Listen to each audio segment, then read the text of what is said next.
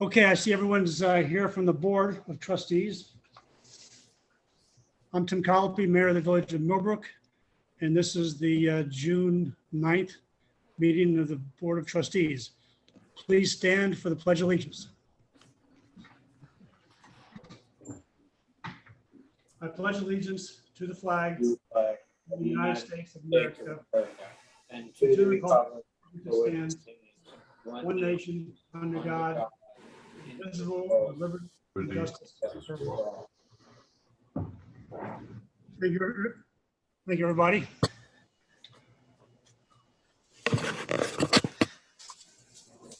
Clerk Sarah, can you do the roll call of the trustees? Yes, sir. Mayor Colopy, Here. Deputy Mayor Herzog, Here. Trustee Contino, Here. Trustee Arbogast, Here. Trustee Anson. Here. Okay, thank you.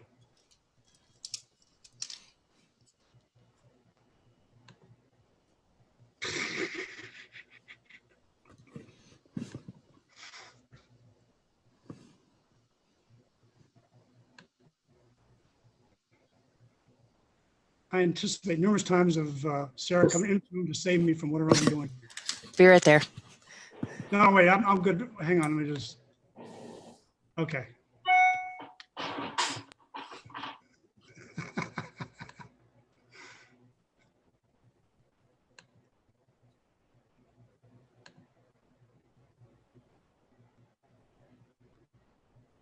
Okay, we are doing this with YouTube Live today as a test. In addition to recording it for Zoom for posting later.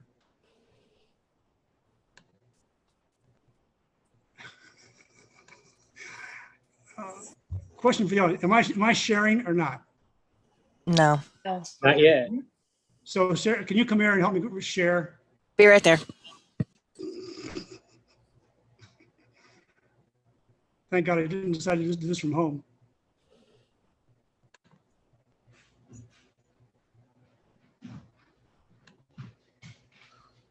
Oh, is that sharing?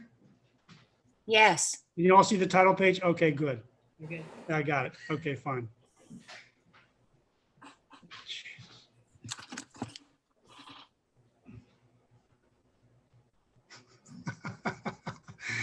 And I got to use the finger. Okay, fine. Okay, here's the agenda for today. It's basically the standard monthly reports from the business heads. We'll start off with the minutes approval, the voucher approval. We'll hear from each of the departments. I've got some updates on some old status. I wanted to start in a discussion on step 5 here on new business, the code update. I'll then ask for public comments, and then we'll get the board member updates, the mayor update, and then we'll adjourn. All right, any questions or additions for the agenda? Oh. All right. Okay, minutes. Sarah, you distributed the minutes from the last two meetings, the special meeting we had for the civilian complaint procedure. Yes. And also for the last Board of Trustee meeting in May. Have the trustees had a chance to review the minutes? Yes. Any edits, corrections, updates that are requested? I don't think I received the minutes. Ah, Sorry. Wait, hold on. Let me just look here. Okay, They were all the way at the bottom of the Zoom email. thank you, Vicki. Yeah, I just got home. I haven't had time to review them. I apologize. okay, well, we just need a quorum. So have the rest of you had a chance to look at them? Yes. Yes. This month, for once, I've actually reviewed it myself. Can I get a motion to accept the minutes as published by Sarah? I'll make that motion. Can I get a second? I'll second. All those in favor? Aye. Aye. Aye. And one abstention from Buffy. Okay, good. Thank you. Hey, Tim. Yes. Your video is not on.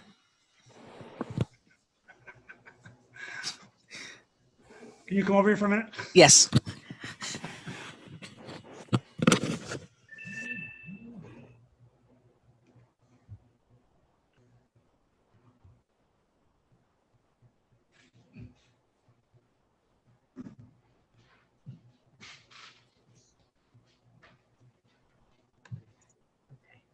think. Why is this not showing?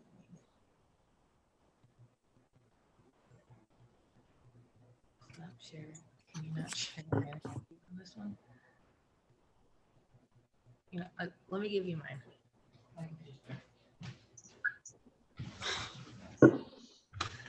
Hold on for a second. Sorry about this.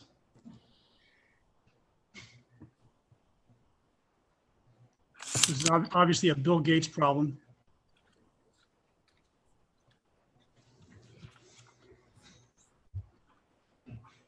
You can't get this done with two computers. The obvious solution is to get a third computer.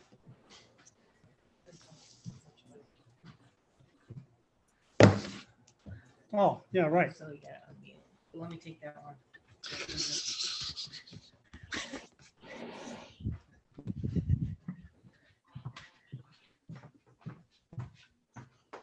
Okay, let's move on to the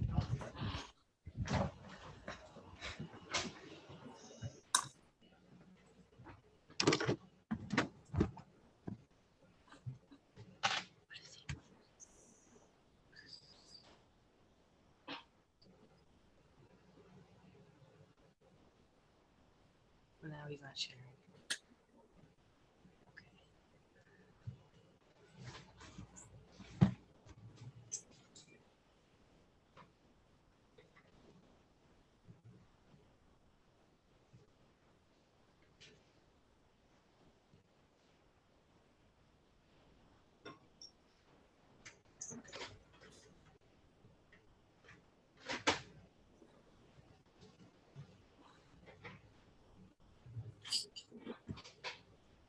It's not I moving. can't scroll down Okay. the presentation.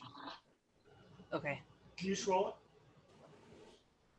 Problem is I can't see all the options are. I just don't know where the options are. Yes, I can. If you can scroll it, I can just ask you to change the page. Yeah.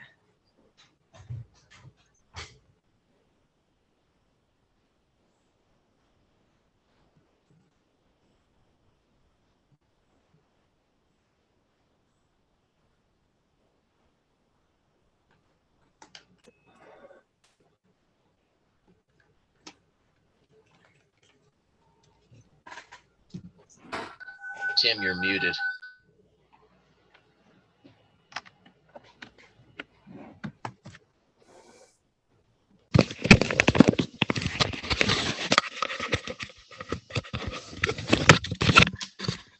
Hey, Tim, you're muted.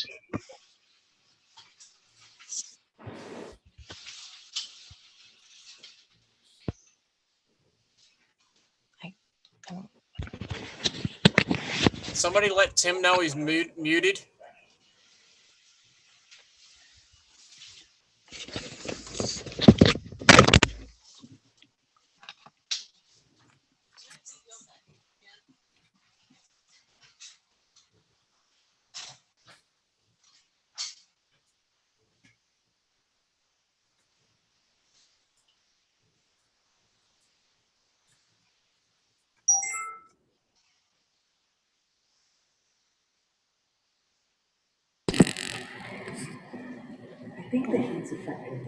Okay, fine.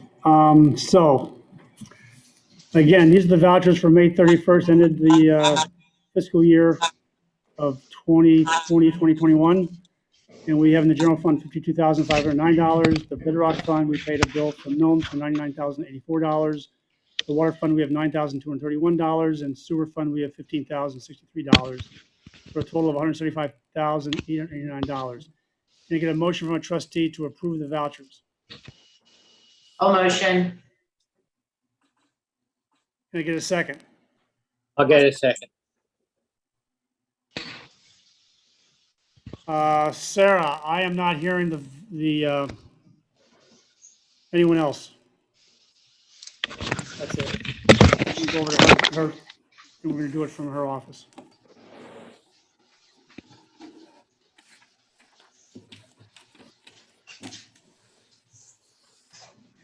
So I can't hear anybody else. They can hear me?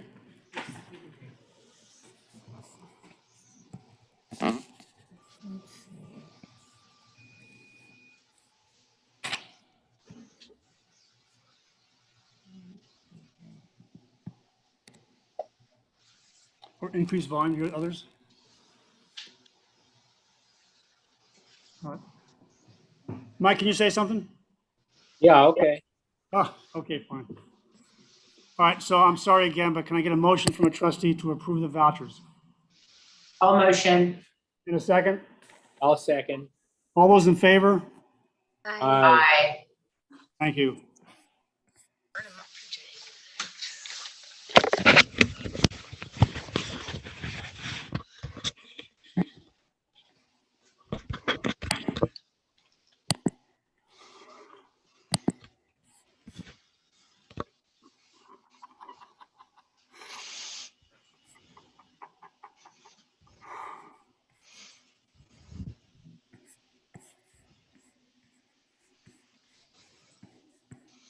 Sarah, can you come in here again?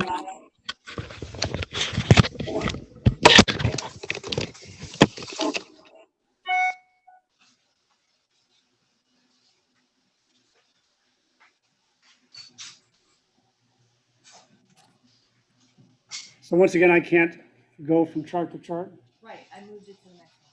You're doing it. Okay, Yes. fine. Yes, All right, fine. This is the new page for the new year. yes. All right, you're taking care of moving. Thank Yes, you. You just tell me next chart. Will do. All right, good. So here's the chart for the vouchers for the new fiscal year that just started June 1st. So as you can see, it's a very relatively low amount of money. General fund, there was $61,938. The water fund was $2,084. The sewer fund, there was $1,819 for a total of $65,842.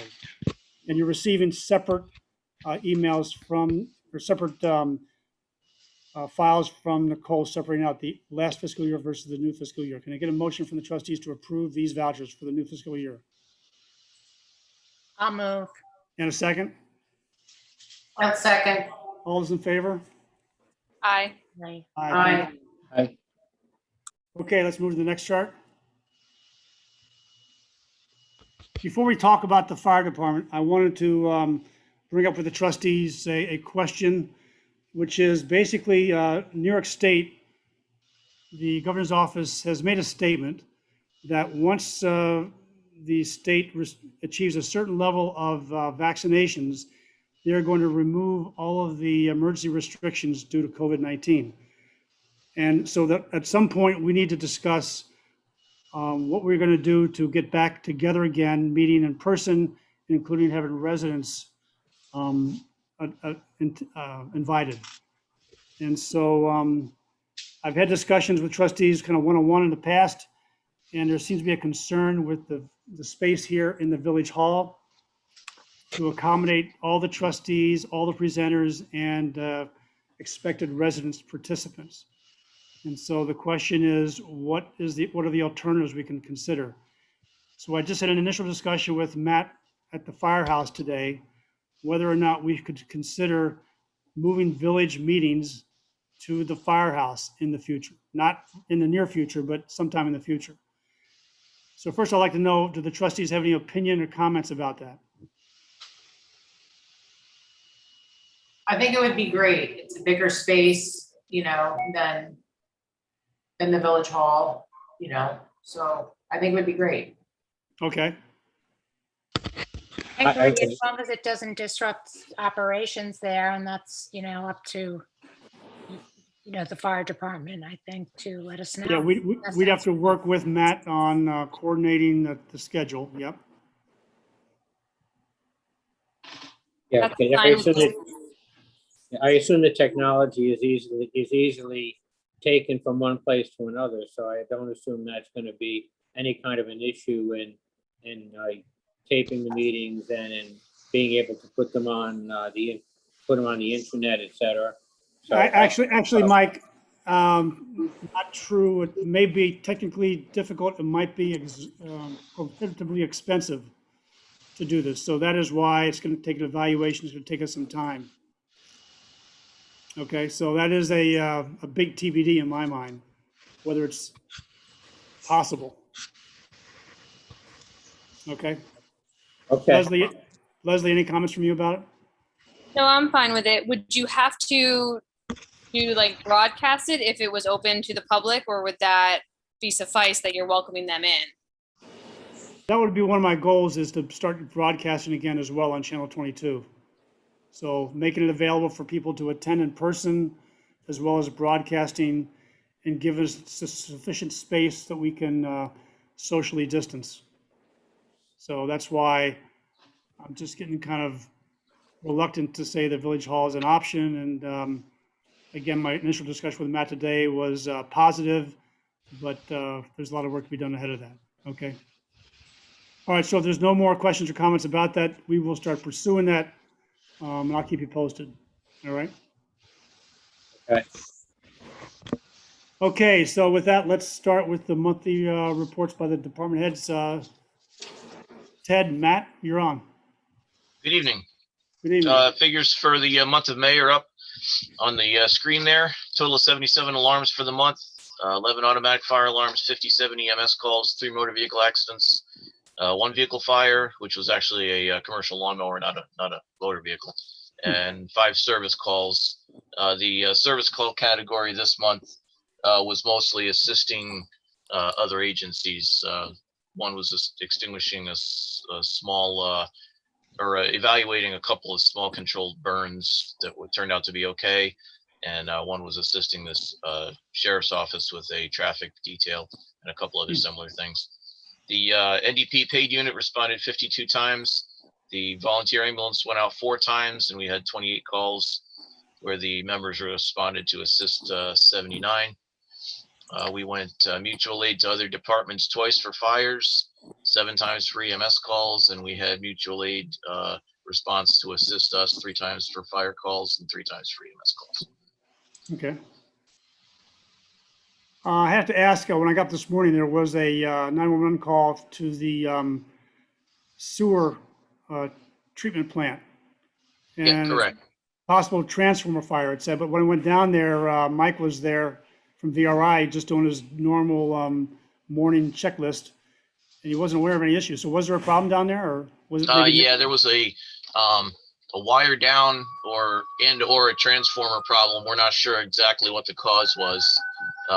It occurred in the woods between the sewer treatment plant and Fountain Place, from what I'm told. I was at work at that time of the morning, and I didn't. I heard the call, obviously, but I wasn't there.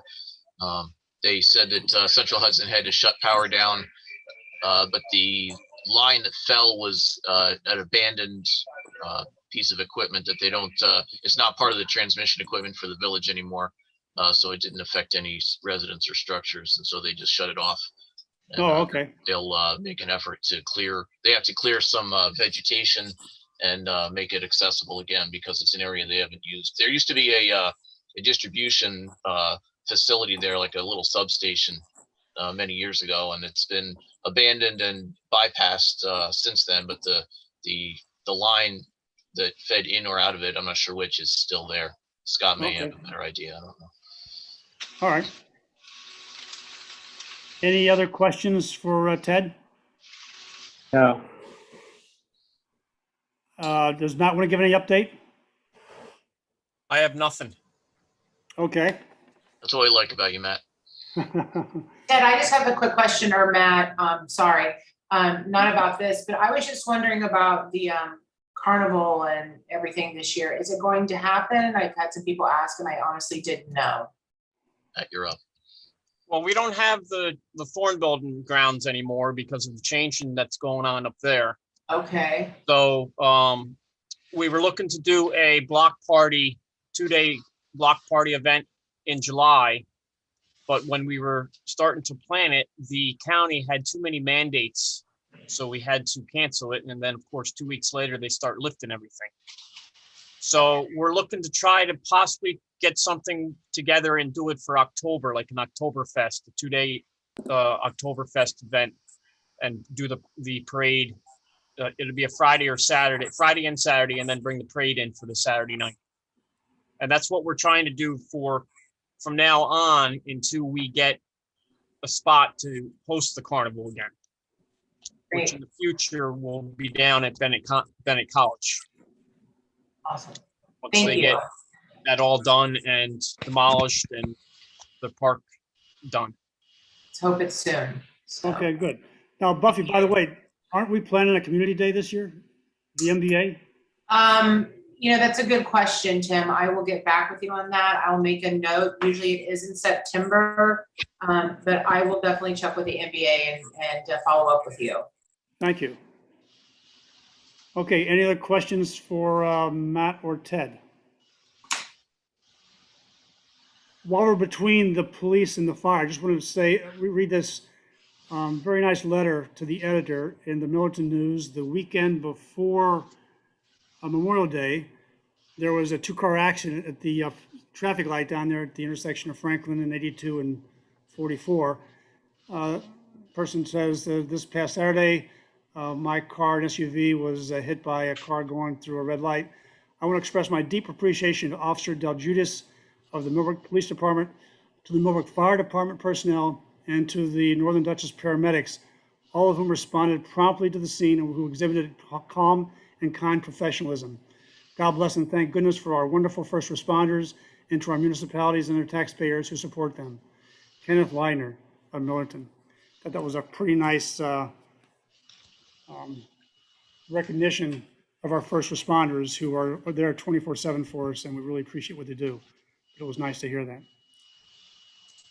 The second thing I want to say to both the police and the fire is I sent you all a list from the insurance agent of the people who are listed as drivers of either fire equipment, rescue equipment, or police vehicles. And I'd like you to go through that and get back to me. Remove names that are no longer relevant. Add anybody who's not on the list, including Matt, by the way. I hope you're not driving any vehicles for the village because you're not on that list. But anyway, get back to me and note that the list requires the date of birth and your the license number. All right. I've got no hard time frame for this. I will just keep pestering you until you come through, but don't deep file it for me. Just get back to me sometime. All right. Any questions about that? No. All right, good. Then let's move on to the police. Good evening. Just for advisement, I've returned that list to you. None of the police officers were on it. So, you were on there. I was, well, because I'm a member of the fire department. Okay, fine. All right, So, good. Thanks for that. Also, Mr. Mayor, you stole my thunder. I was going to sing the praises of Officer Del Judas from that letter, but Sing it again. Just keep it on key this time. So it was very nice to receive that letter, recognizing ourselves and the fire department and Northern Dutchess paramedics. So in front of you is the monthly report for, it's our year end fiscally. So you'll see there, we handled a total of 133 incidents in the month of May. The incident numbers are listed there just below it. Traffic wise, we call traffic for anything vehicle and road related. 16 traffic tickets, 12 parking tickets, 4 property damage auto accidents, 10 vehicle and traffic complaints, which either include bolos from 911 or additional traffic stops were 10, parking complaints 3, disabled vehicles 2, road hazards 2, and 1 traffic detail, which was the water main break on Valley Farm Road that Officer Aloisio assisted with. We assisted other police agencies 7 times, the fire department 5, EMS 16 times. We completed the town of Washington court detail 3 times and assisted the Millbrook Central School District with their lockdown drills once. As for criminal activity activity, we had 1 arrest, 6 domestic incidents, 4 disorderly conducts or disturbances, 2 harassments, 1 possible stalking, which through investigation revealed that it was not, 3 larcenies, and 1 order of protection was issued. Under community service, we had two suspicious activities, assisted citizens 3 times, 4 house checks, because our I don't call them snowbirds. They're back for the summer now, so we have less of those. Property checks, we did 2, where we found 2 open doors in places that shouldn't have had open doors at times they're not operational. 6 burglar alarms, 6 property incidents, 4 lockouts, 7 records requests, 1 civil, 2 animal complaints, 1 mental health incident, 1 noise, 1 safety hazard, which was a downed wire that turned out to be cable, 1 missing child, 1 unattended child, and 1 unattended death. The mayor and I attended the memorial service at New York State Police Troop K. We like to extend our thanks for the invitation, and that was a somber but great time. My department also helped with the county Memorial Day convoy that came in just before our Memorial Day parade, both of which were completed without incident. Any questions on what's presented in front of you? So first off, I want to add to your comments about the service by the state police. It was a first-class service. I was really overwhelmed by what they did there. Very nice job. And thanks for what you did for the Memorial Day service. That worked out very, very nice, very smooth. Well done. Thank you.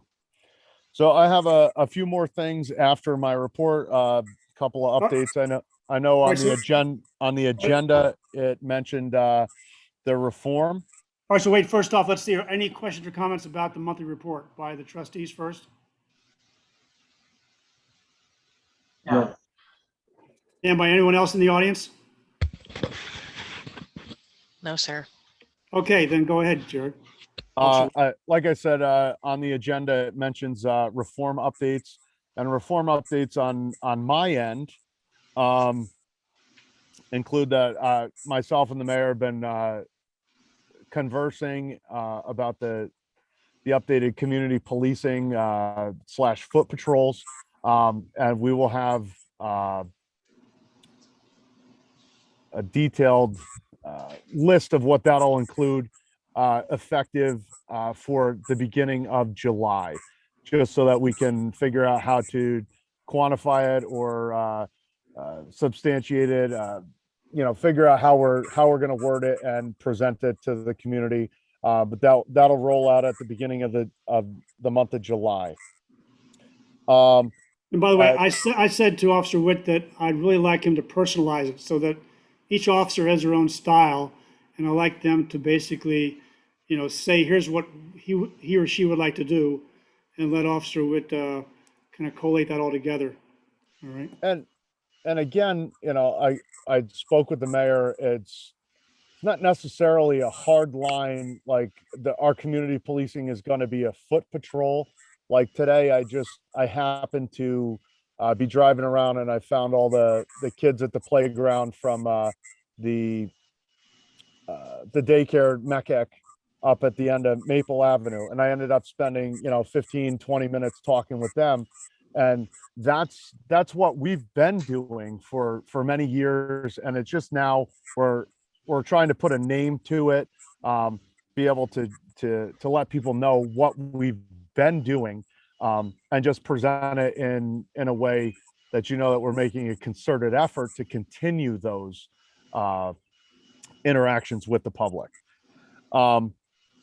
Further into the reform, myself and Trustee Contino and the mayor have spoken about some of the code update, which I know is also listed further down in the agenda. We'll be working together to continue the updating of our traffic and parking code. And then, as everyone knows, late last month, we established the civilian review board for complaints. So that's all I have for the reform on my side for updates. Any questions or comments about that?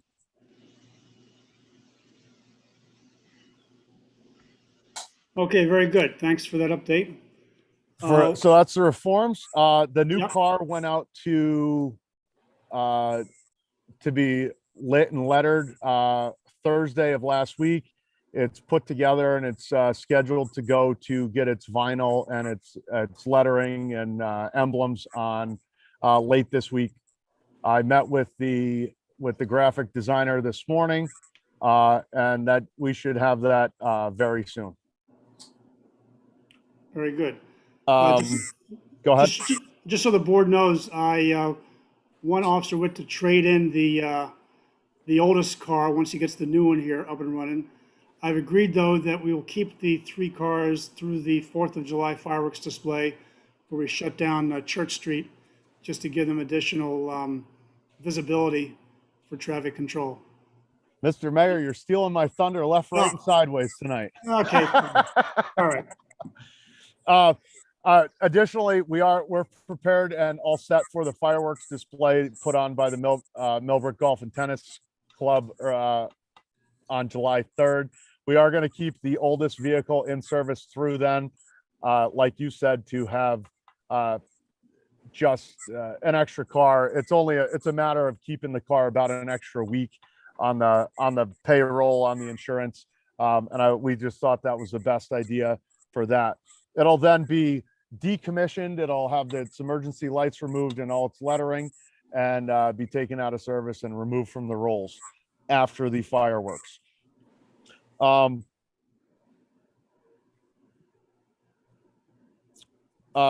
So actually tomorrow, I have a ride along scheduled with Trustee Contino. She's going to join me for at least a portion of my shift, the day shift tomorrow. I would also like to extend the invitation to any of the other board members. I've had a partial ride along with Mr. Herzog, but any of the new ones,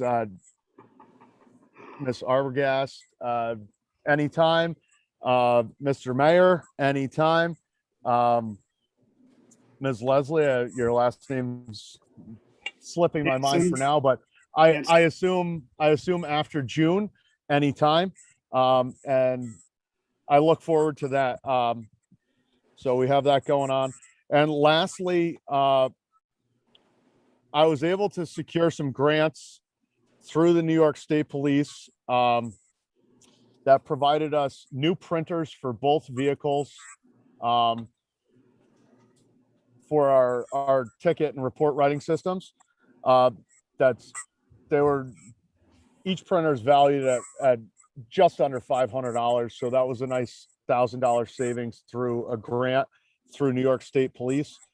They also supplied us 2 scanners through the same grant, which allows us to scan the licenses and put them into the ticket writing system.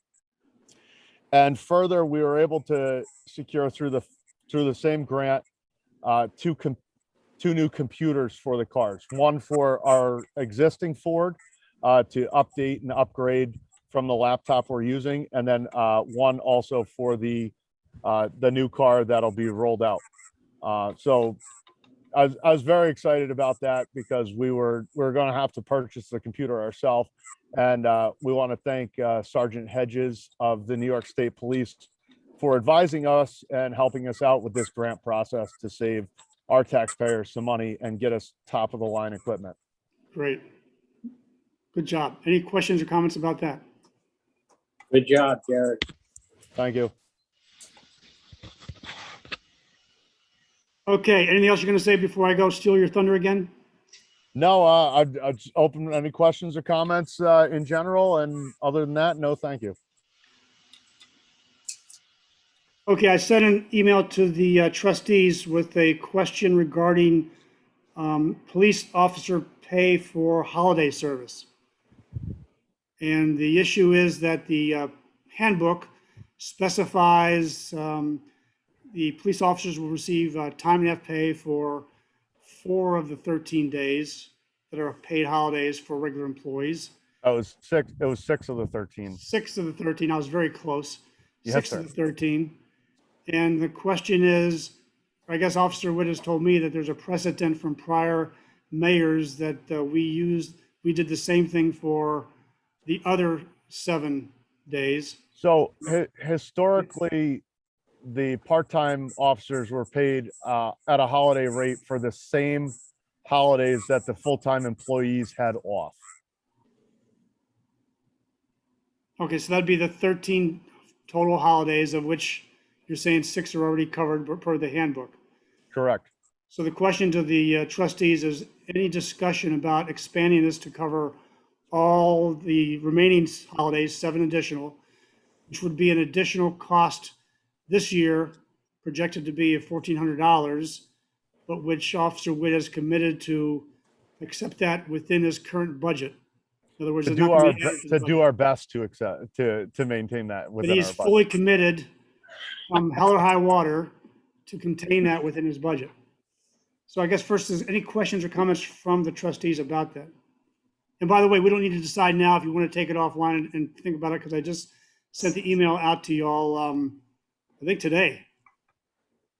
So comments from the trustees?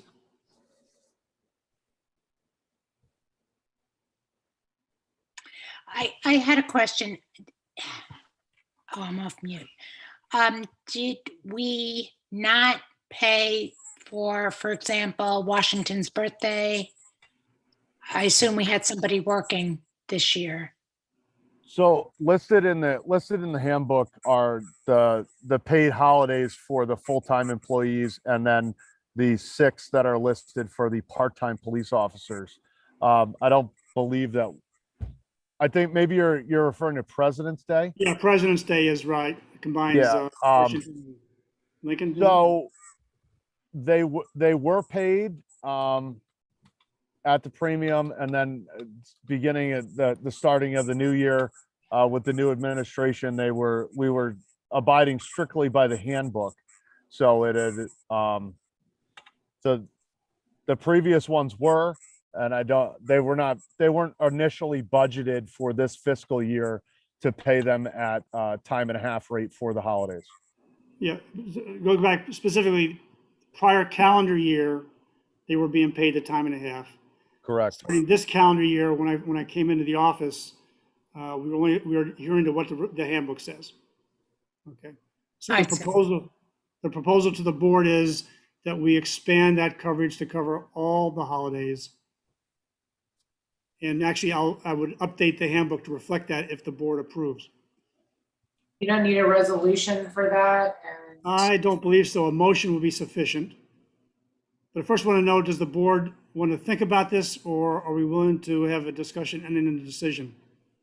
I'd like to think about it. Fine. Again, I'm a little behind the 8 ball here. I apologize. Yeah, well, actually, my note is fresh off the press, so I've got no problem with doing that. We'll table it, and we can have a discussion at next meeting.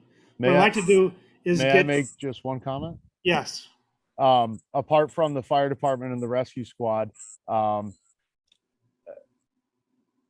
we are the only village employees that work all of the holidays. And I know that we sign up for it as police officers we end up missing birthdays, we end up missing holidays, we end up missing family events. And I think it's just a way to say thank you for what our part-time officers do in regards to missing family events and holidays to serve our community. And that's all I have that's my last comment on it. Okay, fine. Any other comments, questions? No. Okay, good. Let's move on then. Bob, Yes, hello. hello. Okay, for the monthly report. Can you voting- stand up and give that report? Excuse me? Can you give that report standing up? Put your torso back on camera. Oh, then I can't read it. No, no. Kidding. Oh, We okay. like your t-shirt. my T-shirt. Oh, Mr. Lennon. Yes, Yeah, there. the other side of Bob Cola. Yeah. Okay, you stole my thunder. No, no. All right, we mowed and trimmed all village properties, painted all curbs yellow in the no parking areas, and also the red curbing in front of the firehouse. Cleared cut back brush and trees blocking the Millbrook Business District sign on 44. Cleared catch basins following trimmed low-hanging tree branches, mainly over sidewalks. Anything that would hit me in the head, basically we cleared. We began weed killing on all curbed areas. Installed AC units at the village hall. Relocated court filing cabinets at village hall. Completed brush pickup to be followed up with the second Monday of July, August, and September as extra days for putting out brush. The new furnace installation is completed and a really great job was done in Village Hall. Perform weekly street garbage pickup. Also, there were 3 new trees planted where old trees were taken down. And not on the list was something we completed yesterday, which was on the shoulder of Church Street toward 343, that area that is was dug out and worn away by rainstorms. As you can see in that picture, we put in the millings that have been taken away when we mill roads to repave them. So in essence, they've been recycled. And that's what, between us and the town, we're using those millings to our advantage.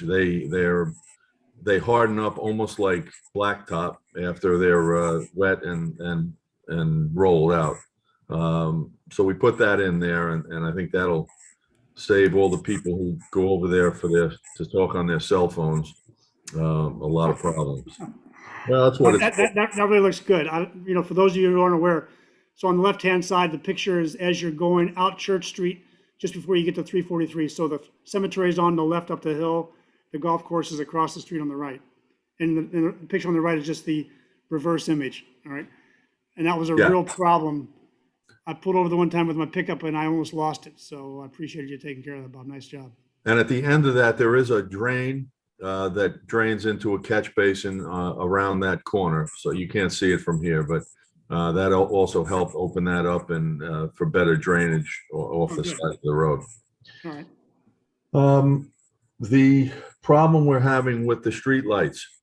I spoke with Millbrook Electric today, who has a meeting, finally was able to get a meeting with Central Hudson for either Friday or Monday so that we can trace what the problem is. We kind of know what the problem is, but Central Hudson, for those who don't know it, we own those street lights, but when we changed them over to the fancier type streetlights, we inherited those streetlights, but the power obviously is still provided by Central Hudson. So we have to use that. We have to have them track where the problem is, and it's affecting 4 lights. So hopefully we'll have that resolved, and as soon as we find the problem, then Millbrook Electric will be working on them.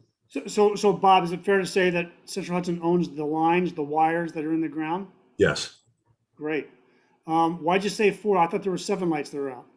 No, there's just the 3 that are, well, actually 4 that are connected then, but those are the ones that are one separate problem.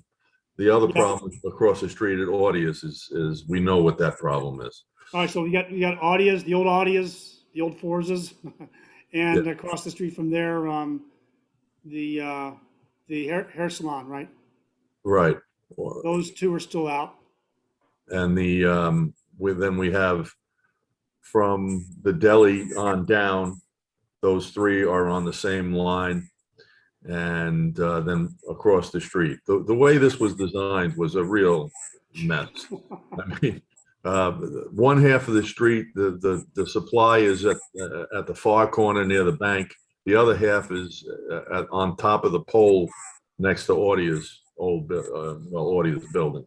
So they're two separate things. Central Hudson is the ones who, they supply it. So we're kind of at their mercy until they get around to doing that. And with all the, you've probably seen all the subcontractors that are doing electrical work now for them. We don't want a subcontractor. We're waiting till we get a Central Hudson person that knows the history, because the subcontractors are not going to know what, where things are or anything like that. So that's why Central Hudson's a little tied up. And with some storm, we've got some storm damage and things like that. But they did promise us they would send one of their people out Friday or Monday. All right, very good. Can I ask you a question about the streetlights? Because someone brought this to my attention recently, at least on Franklin. I don't know if it's true throughout the village. I haven't looked myself. They were pointing out that our streetlights are designed so that the lighting doesn't just focus down on the sidewalks for safety, to provide safety and security on the sidewalks, but rather also beam light upwards and outwards and affect the apartments on Franklin Avenue, sometimes quite substantially. So that was one set of issues. The other one was that instead of using LEDs, we use old-fashioned lights. And I know that LEDs would be much less expensive for us and of course better for the environment. So I guess I have a two-part question. Can I just throw this out? I know we can't answer this question right now. Can we consider, as we're doing sidewalks or even within this project, refocusing the lamps in some way or in some way inhibiting the distribution of light beyond what we truly want to light, so that we don't have the light pollution and the nuisance in the village? The second is, if we can't do that immediately and costs are prohibitive to actually change the whole fixture, can we at least replace the bulbs to use LED bulbs? No, and no. Unfortunately, to put LEDs in there would mean replacing the entire light. We put in a much more efficient type bulb in there now. The three lamps that are past, on the right-hand side, past the library, were new style, and those bulbs, I guess they've been there about 7 or 8 years, and we've replaced one. The old style, we've done that. We've gotten rid of all the old style bulbs with more efficient, longer lasting bulbs. To put the LEDs in would be changing all the lights over and quite expensive. As far as directing the light inside the light themselves, there are some metal buffers, I guess you could call, or baffles that direct the light down, but you'd have to, the only way you could get it from not shining in somebody's window would be to paint the back of the lights. And you don't want to do that because there are people who are complaining that it's not bright enough on the streets and it's, could be dangerous. So you have to look at what's best for the majority, I guess. That's the only type of, for that style lamp. If you want to stay with the old-fashioned looking type lamp, any style I've ever seen are completely, or all the way around, are clear. So that means you're going to have that light shining in that direction at all times, in all directions. The filaments now are sodium, right? Yeah, they're a high, high efficiency sodium Yeah. that last. I mean, we were replacing bulbs every 6 months, and now we haven't replaced any, and they last years and years. So the sodium bulbs, sodium filament bulbs are replacements from what was initially there. Is that I'm right? sorry, say that again? The sodium filament bulbs we have today are replacements from what was initially there? Yes, yeah, Oh, the okay. ones that initially were there were, like I said, every 6, 7 months, we were having to go up there and change them. These, since we've put these in, I don't believe we've changed one. And down by where you are, I think we've changed one bulb, and those have been up there for probably about 8 years. Okay. So they are, and they do last a long time. And that was, that was the big thing. But as far as getting them not shining in the apartments, I don't know what you would do for that, other than getting a different style light that hangs over the street or something like that. I don't, you I don't can't. think anybody wants the light to be removed from the Higher. sidewalk.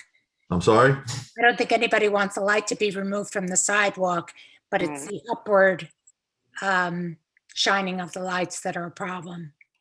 Well, they don't really No shine. They solution. don't shine up, they shine out.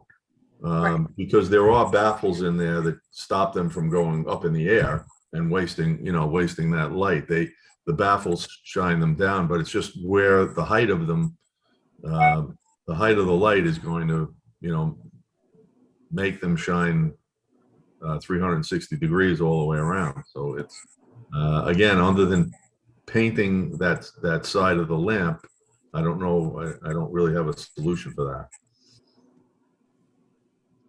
I'll vouch that it shines light all around because I saved the cost of a nightlight in my upstairs hallway because of the light that's right outside my window. Yeah, Yeah, for better or worse. So Bob, really quickly also, just looking back at last month's bill from Central Hudson from the village lighting and this month's bill, I mean, with so many streetlights out, we're virtually paying like the same amount for the street lighting. So maybe you can ask Central Hudson what's going on there, because if all of these lights are out and they're drawing this electricity that we're actually, and the lights are out and we're not able to use the street lights, what's going on there? Just looking back at that, that's one thing. And the other thing is have you asked Central Hudson if there's any type of program that they're offering to help change these lights out for LEDs? And the only reason I ask is because I know they have them for businesses, because I've participated in that. okay. Where they literally come out and take care of it for you for a very small fee, but I have no idea about the village lighting. Well, this wouldn't be a small fee. We would have to change out the whole fixture, basically. Right. But I can ask them. I don't really deal with the billing department and, and the water and all those things. And the person that's coming out would have no idea. So we'd have to contact the business office as far as the usage, or why the usage is still up. Okay.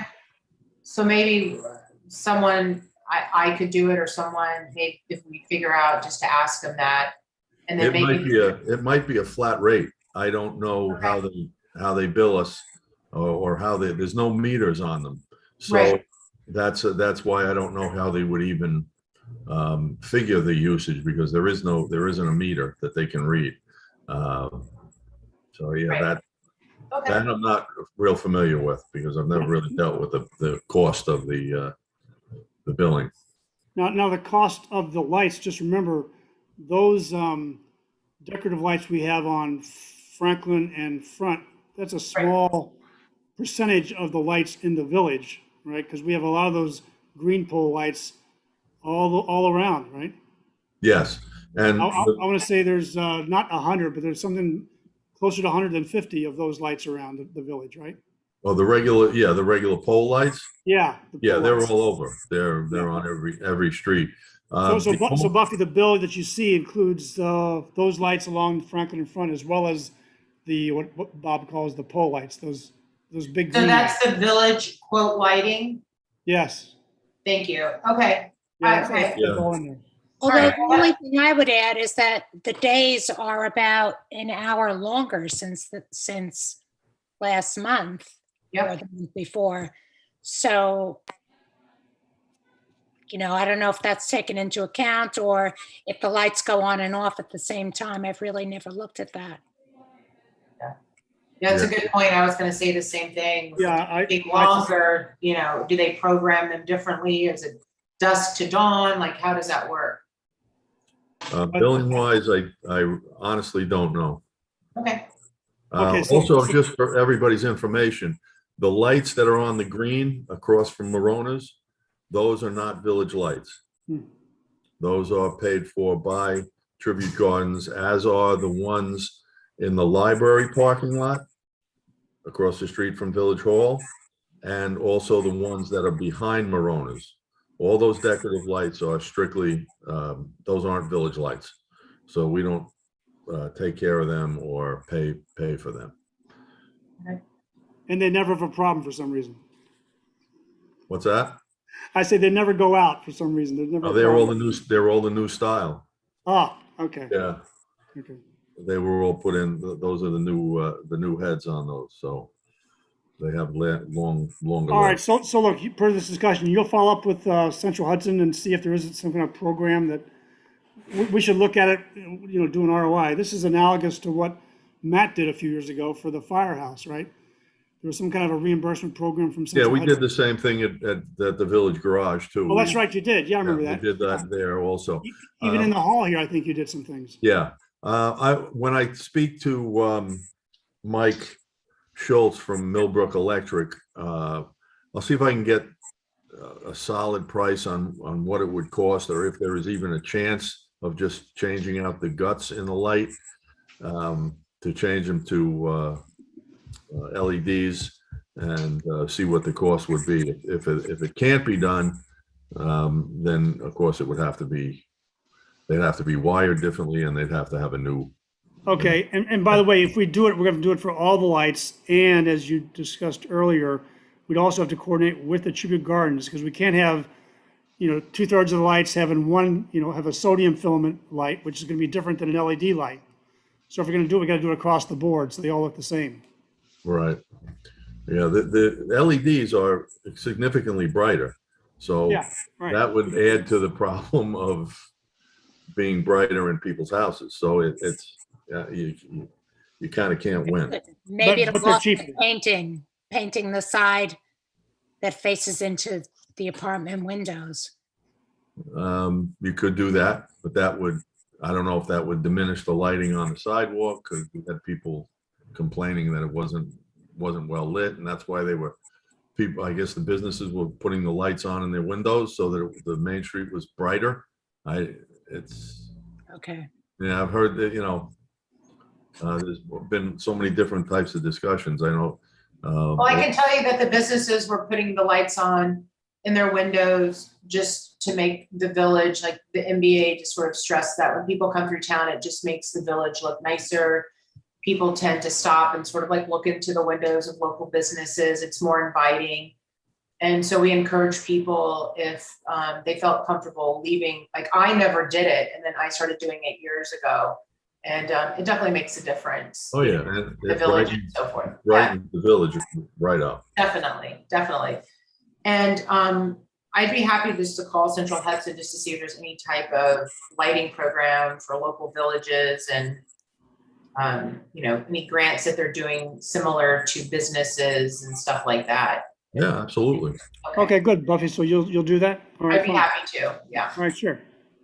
From a police point of view, a well-lit village is an excellent idea. The more light, short of light pollution and inconveniencing residents, like Ms. Arbogast said, having your lights on in your windows, displaying your store, it's great. It just it deters further crime, and I'm gonna endorse that.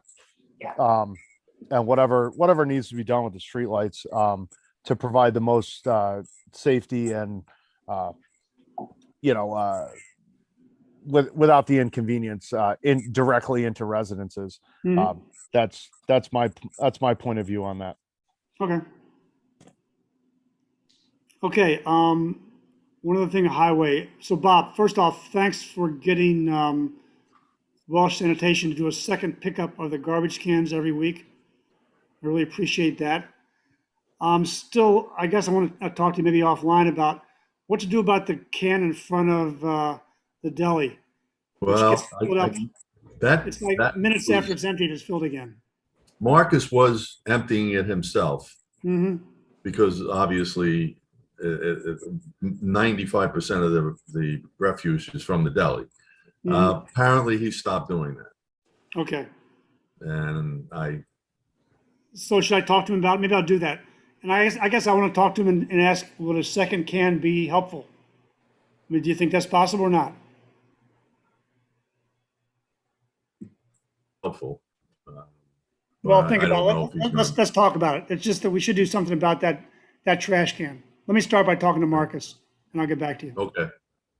Yeah, and just to chime in, I know I went for my haircut at Danielle's this past week, and she was asking if there was a way to be able to get another can or some way to be able to help with overflow of garbage in the area in front of her shop, because now that we're getting more traffic and it's not winter and we have the outside seating, there's more garbage being generated, and we have to find a way to be able to see if we can help alleviate those kind of problems, not just for the deli, but for Buffy and for the people who are coming out of there, who need a garbage can as well. So they may need a second one at the site, but I don't want a second one.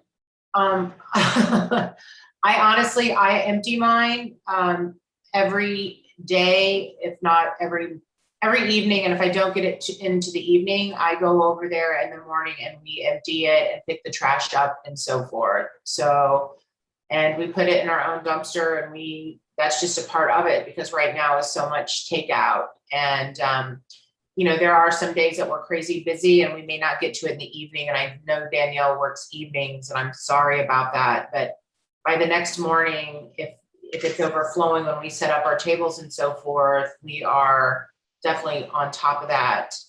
I know that we're closed on Mondays and Tuesdays, and sometimes it's not us, it's other people like coming over from Stewart's and stuff and dropping stuff in there.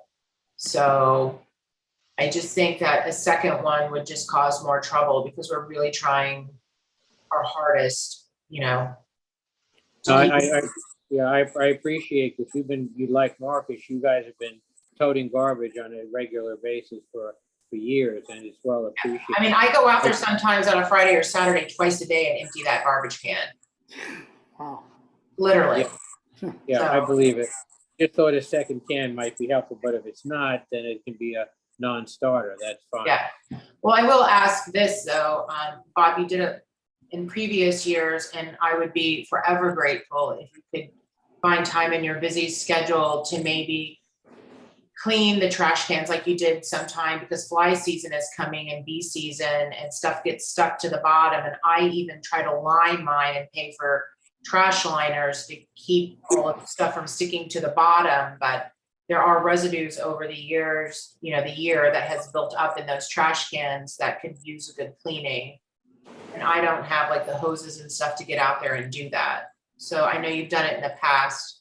So if you could ever find it in your time, I'd be forever grateful. We'll keep an eye on it, because they would have to be, we couldn't do it there. They'd have to be taken in. of course. Yes, indeed. And you guys have done it in the past, or you've taken it and put one in and then taken them back and cleaned them, whatever. Just putting that out there. Okay, keep an eye on it. Thank you. Okay, good. Any other questions or comments for Bob?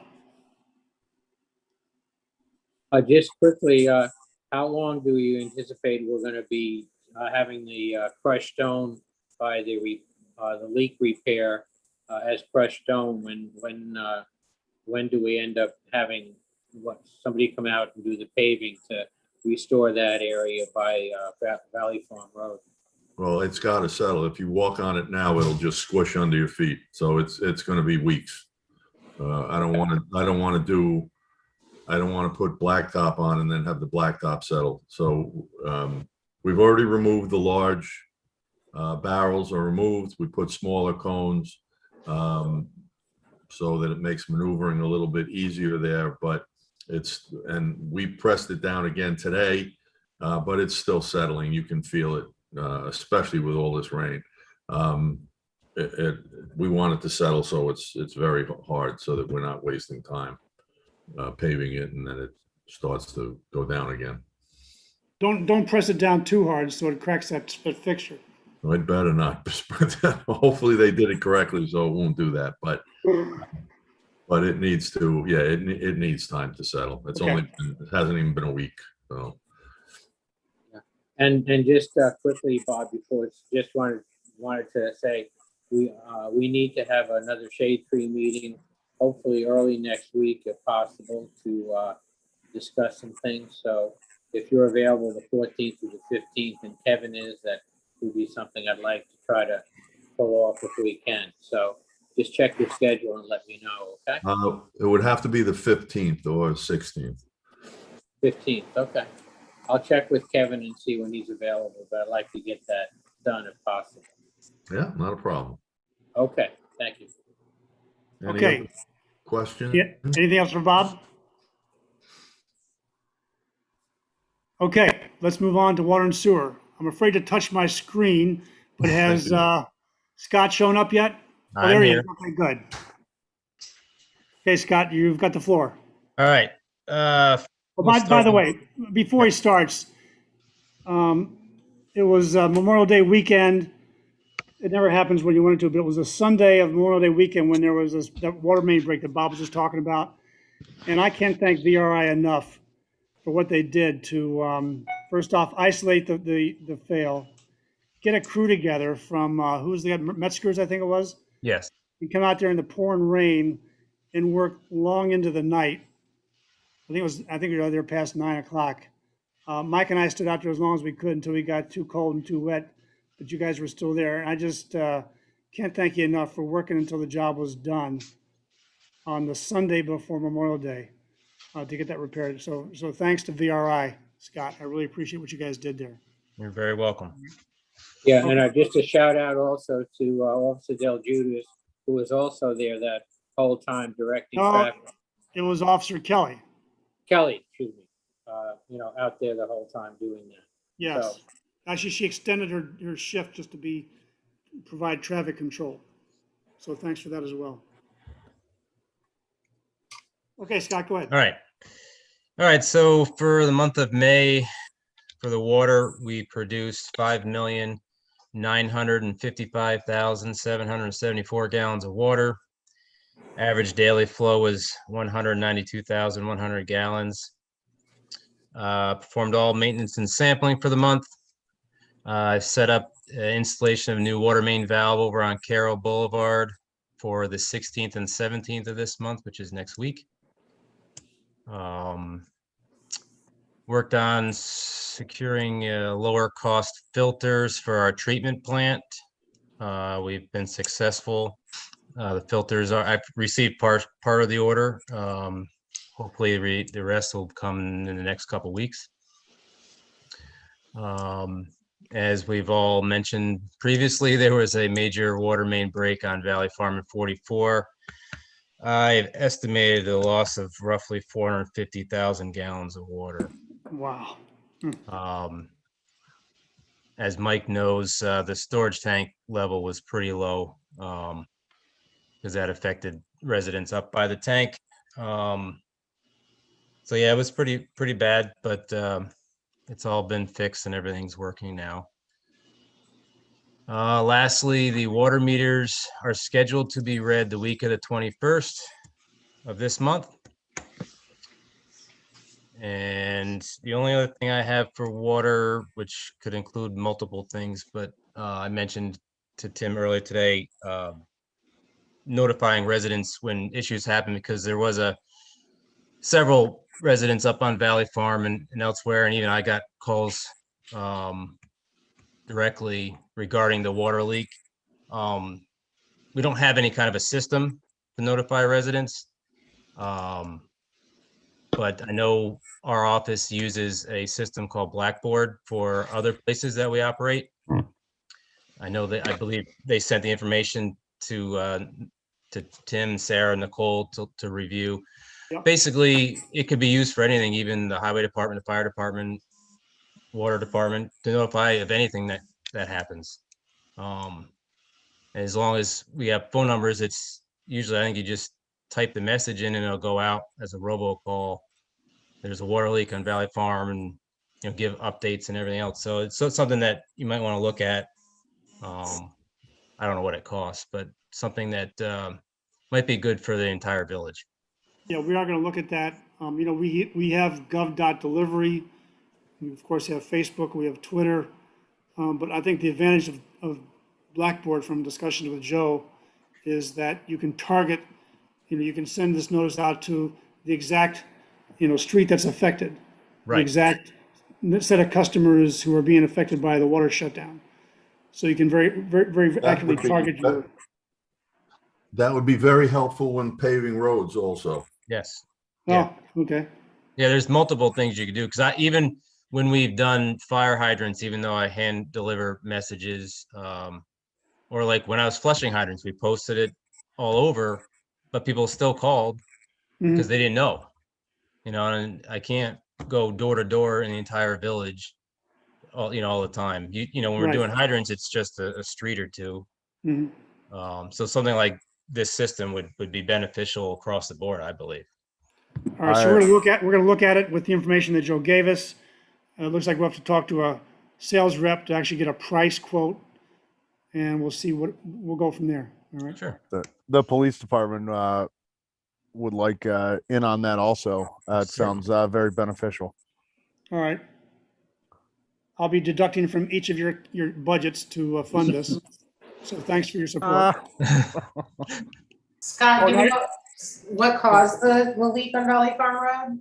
Well, the leak was an old repair that we did 10 years ago. And apparently the bolts rusted and they broke. So, unfortunately, you can't prevent something like that, but, And when something like that happens, we have to worry about contamination or anything like that to our village water, and how does that? now, yeah, when in this case, the water was coming out the entire time, so it was under pressure. Uh, So they did the leak under, minimal pressure, but when the water coming out, to prevent anything getting back in. That's typically how, if we can do that, we'll do that. That way it prevents anything getting back into the. Well, that's good news. Thank Yeah. you. You're welcome. Although when you do shut the system down, to isolate the leak and then turn it back on, there's always turbulence that causes, the dirty water for a time period, right? Yeah, and typically what we'll do is, and I know they did this on Valley Farm, is once they get it repaired and turn things back on, they'll open up a hydrant to flush as much out as possible. Because when you put that water back on, it rushes through the pipe. It's just like flushing a hydrant. It scours the pipe the same way.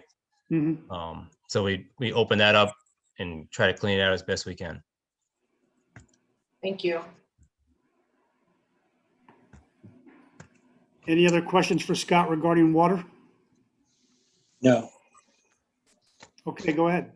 All right, over at the sewer plant for the month of May, total effluent flow is 4,518,552 gallons. Average daily flow was 145,760 gallons. Precipitation 5.9 inches. Performed all monthly maintenance and sampling. Repaired clarifier number 1 back in service and working fine. We cleaned the filter beds, and as I mentioned last month, I have an EPA inspection scheduled for the 15th, which is Tuesday.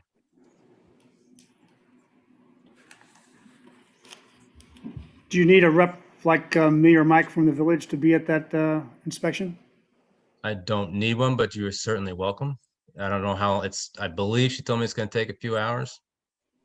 What But- time do you anticipate them arriving, Scott?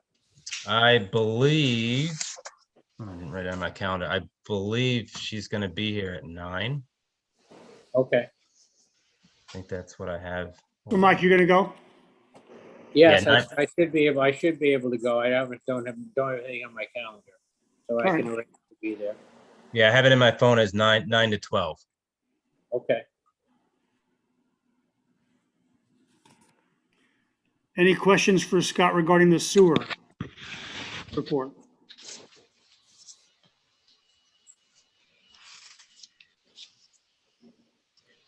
Okay, good. Thanks, Scott. You're welcome. So stay on water. One new thing is this new connection request. I should have put a chart together to put on the screen here, but I don't have one.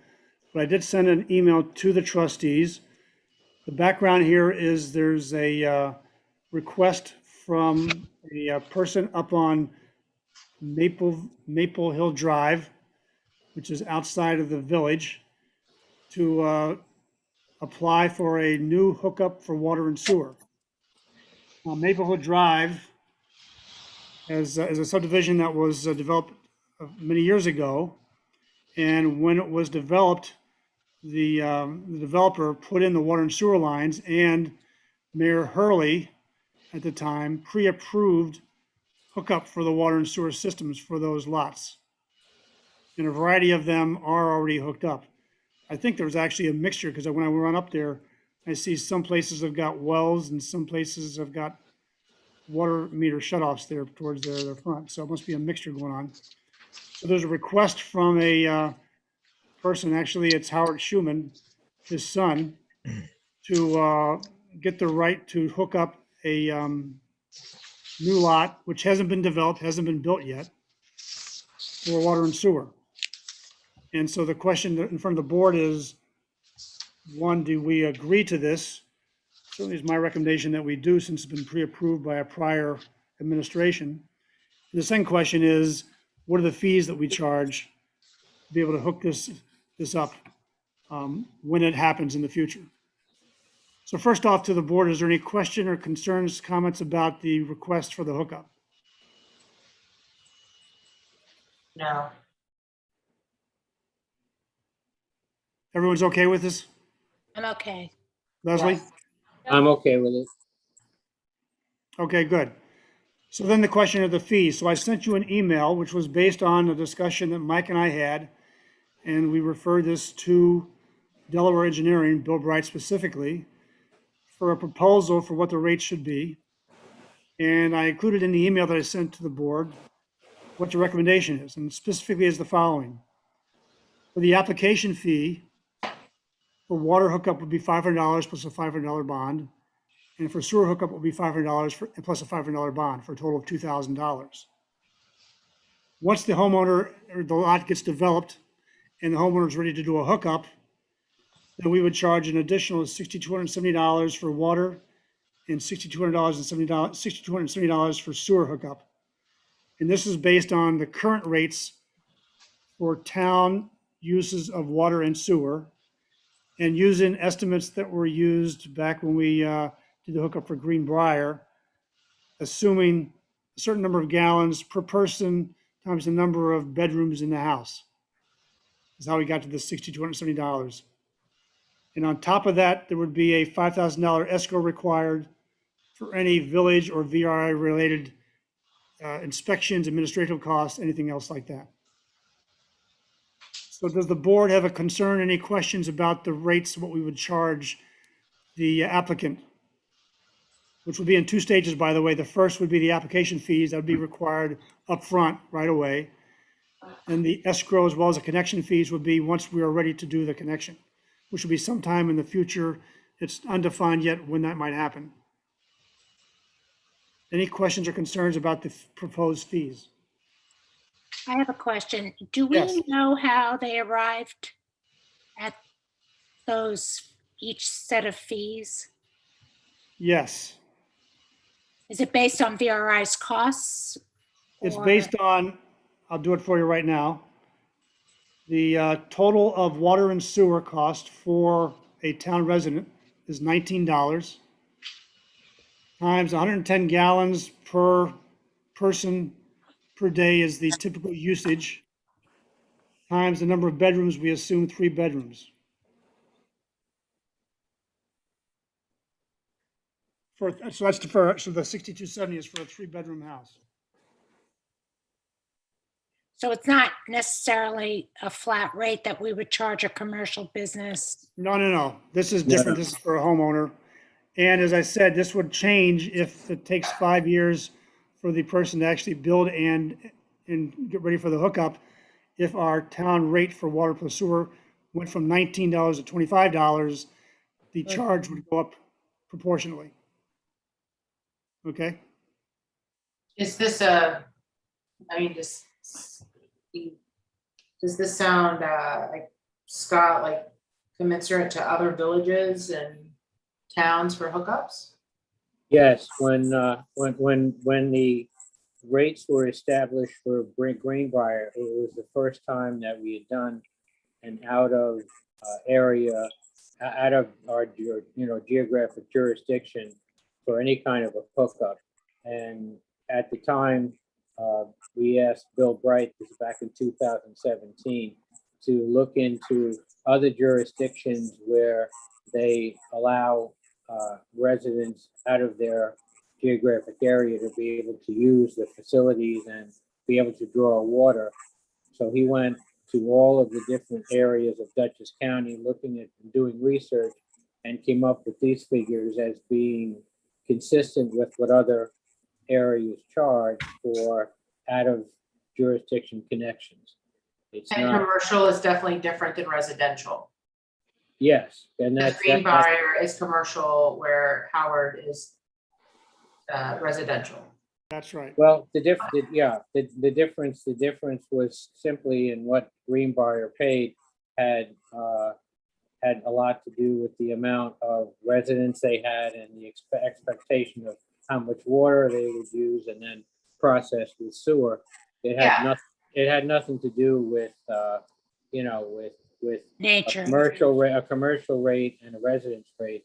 It's simply, and I'll call it a out of jurisdiction rate, because you're not a village resident, and therefore there's a different.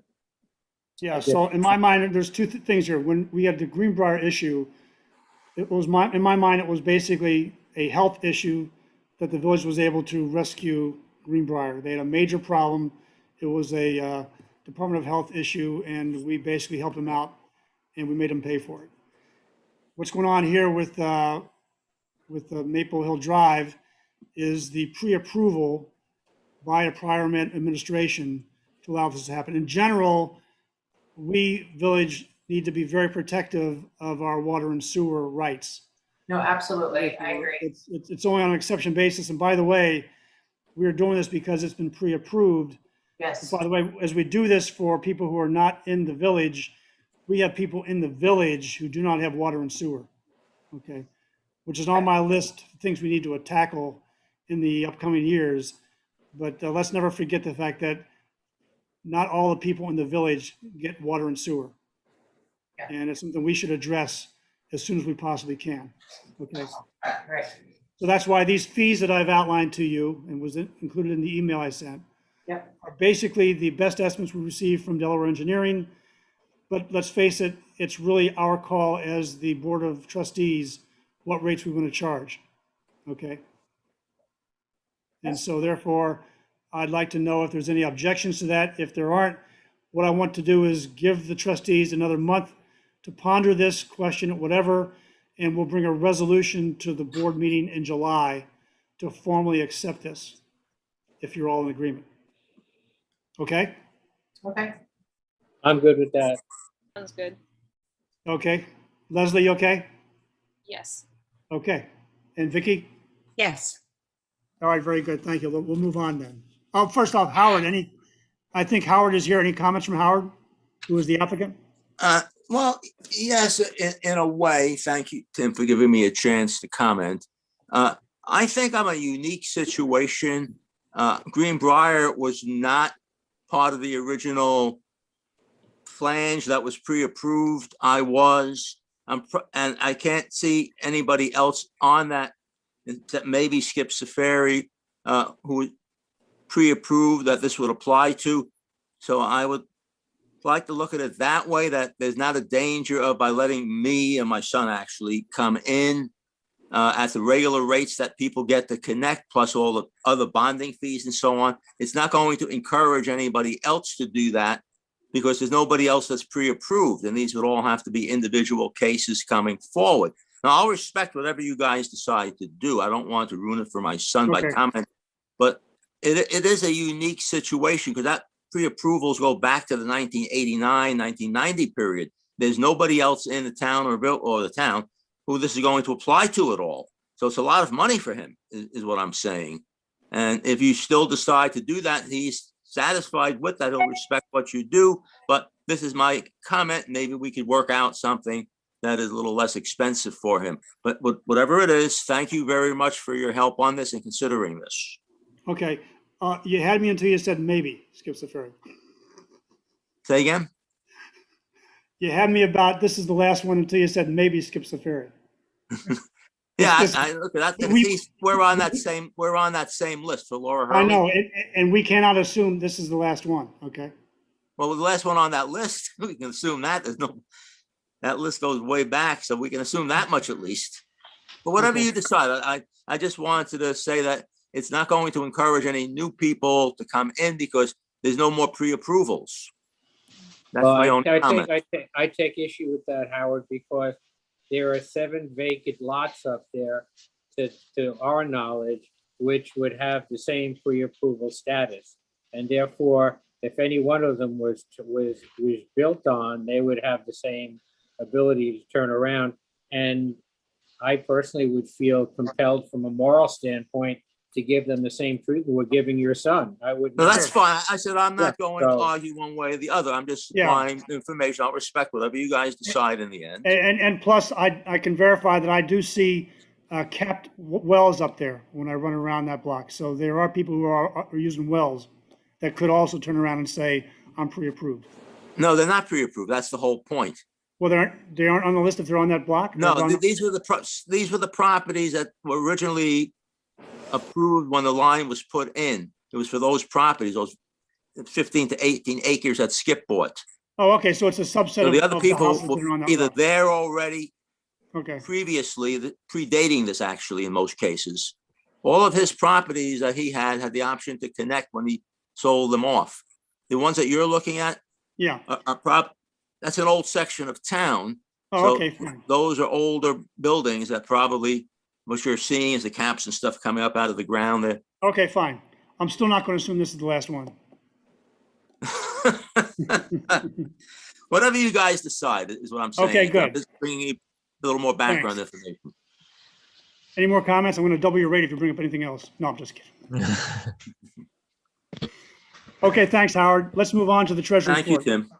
You're welcome. Sarah? Hello, can you hear me? Yes. Okay, I just want to make sure. I just want to say good evening, everybody, and Happy New Year as we are into our new fiscal year. All right. For the month of May, the ending totals for the 4 main accounts, we have tax account $16,726.12. Good start. General fund, $370,217.30. Water, $73,822.30. And sewer fund, $47,021.56. So you guys should have gotten a link for the monthly operating statement, and you'll have a May and a June, I believe you guys saw. As far as the bank, we did combine the Haight Trust, Lamont Trust, and the 9 Partners Trust into one account. We titled it HLN Trust, just so we can kind of keep track of it. And so you'll see that in the next month's report, just that one account. Good. closed the Village Hall restoration account. And again, you'll see that in the next month report. That's because we used all the money out of that to pay for the fix on the roof on the back of the hall. Correct. Yes. Okay, good. Very good. So I was working with Mary from Delaware on the Dutchess County grant so that we can close that out. I compiled all that she requested from us and I submitted it to her early this week. So she is to send that out to Dutchess County, and I should hear something probably by the end of the week that it's been sent and hopefully approved. So that's what I have for that. Very good. So, and by the way, that's for the rest of the board. That's to get our final $19,000 from Dutchess County towards the Bedrock Well account, right? Correct. Okay, good. So it's also that time of year where we're starting to do the annual update document, better known as the AUD. And so Karen, our senior account clerk, and we are starting to do that prep work for that. Mailed out taxes on the 28th of May, and to that effect, we've collected to date $128,135.29. Okay. So that's about all I have for treasurer's report. Any questions for Sarah regarding the treasurer's report? Nope. Okay. Okay, before you go on to the building report, I'd love to show the operating expense report, but if I touch this computer, something's going to go haywire. So let me just tell the trustees request that they look at the operating expense report. I'm talking about the one that's for the period ending 5/31. As she said, she gave you two reports. One is for last fiscal year ending 5/31, and one for the new fiscal year, which is, just starting off, so not much value with that. But anyway, I'm very happy about the fact that if you look at that report, you'll see that, and again, we are, as much as we can say, near the end, but we are, for the A fund, for the general fund, we have revenues of 1.88 million and expenses of 1.85 million, which means there's a surplus of $30,000 to the good as we've near closed the fiscal year for the A fund. And as you all know, back in December or so, we had a real rude awakening when we thought that we were on a cataclysmic ride to end up seriously in the red. And I'm happy to report that as of today, anyway, with the latest operating expense report, we are 30,000 to the green. So I want to thank all the department heads for what they did in the last 6 months to drive this down and make it a success. Also in this operating expense report, you can see that the water fund, the F fund, finishes with a surplus of $58,000. And again, thanks to VRI for all their management of that operation and allowing us to pay back to the general fund the money that was owed from the water fund. And the sewer fund, the G fund, shows you a operation in the black of 64,000, revenues exceeding expenses, which again allowed us to pay back to the A fund the monies that was owed by the sewer fund. So in general, the operating expense report, which has a lot of puts and takes, pluses and minuses, but if you look at the totals, it's a really good report. I'm very happy with what we've done here. So kudos to the department heads, and of course to the clerk and Sarah and Nicole, and of course Karen, for making this into a very positive story. Now, Karen has cautioned me, this is not the final yet. There could be some things still coming in, although I've been badgering you guys about, any more big things coming. I've never gotten anything back yet, so I'm hoping that this is going to be very much to the final. And so I'm very happy with this as they start their annual update report that they got to file with the state controller. Any questions about that operating expense report? Again, I encourage all the trustees to go through it. Leslie and I went through the old one, and so now she's an expert. Any questions you got, just refer them to Leslie. She'll take care of that for you. That's a good plan. That's a good plan. But good job. Let's see. Okay, go ahead, Sarah. All right, for building department for May. Oh, no, wait. Oh, no, I'm sorry. Wait, before you go there, I'm sorry.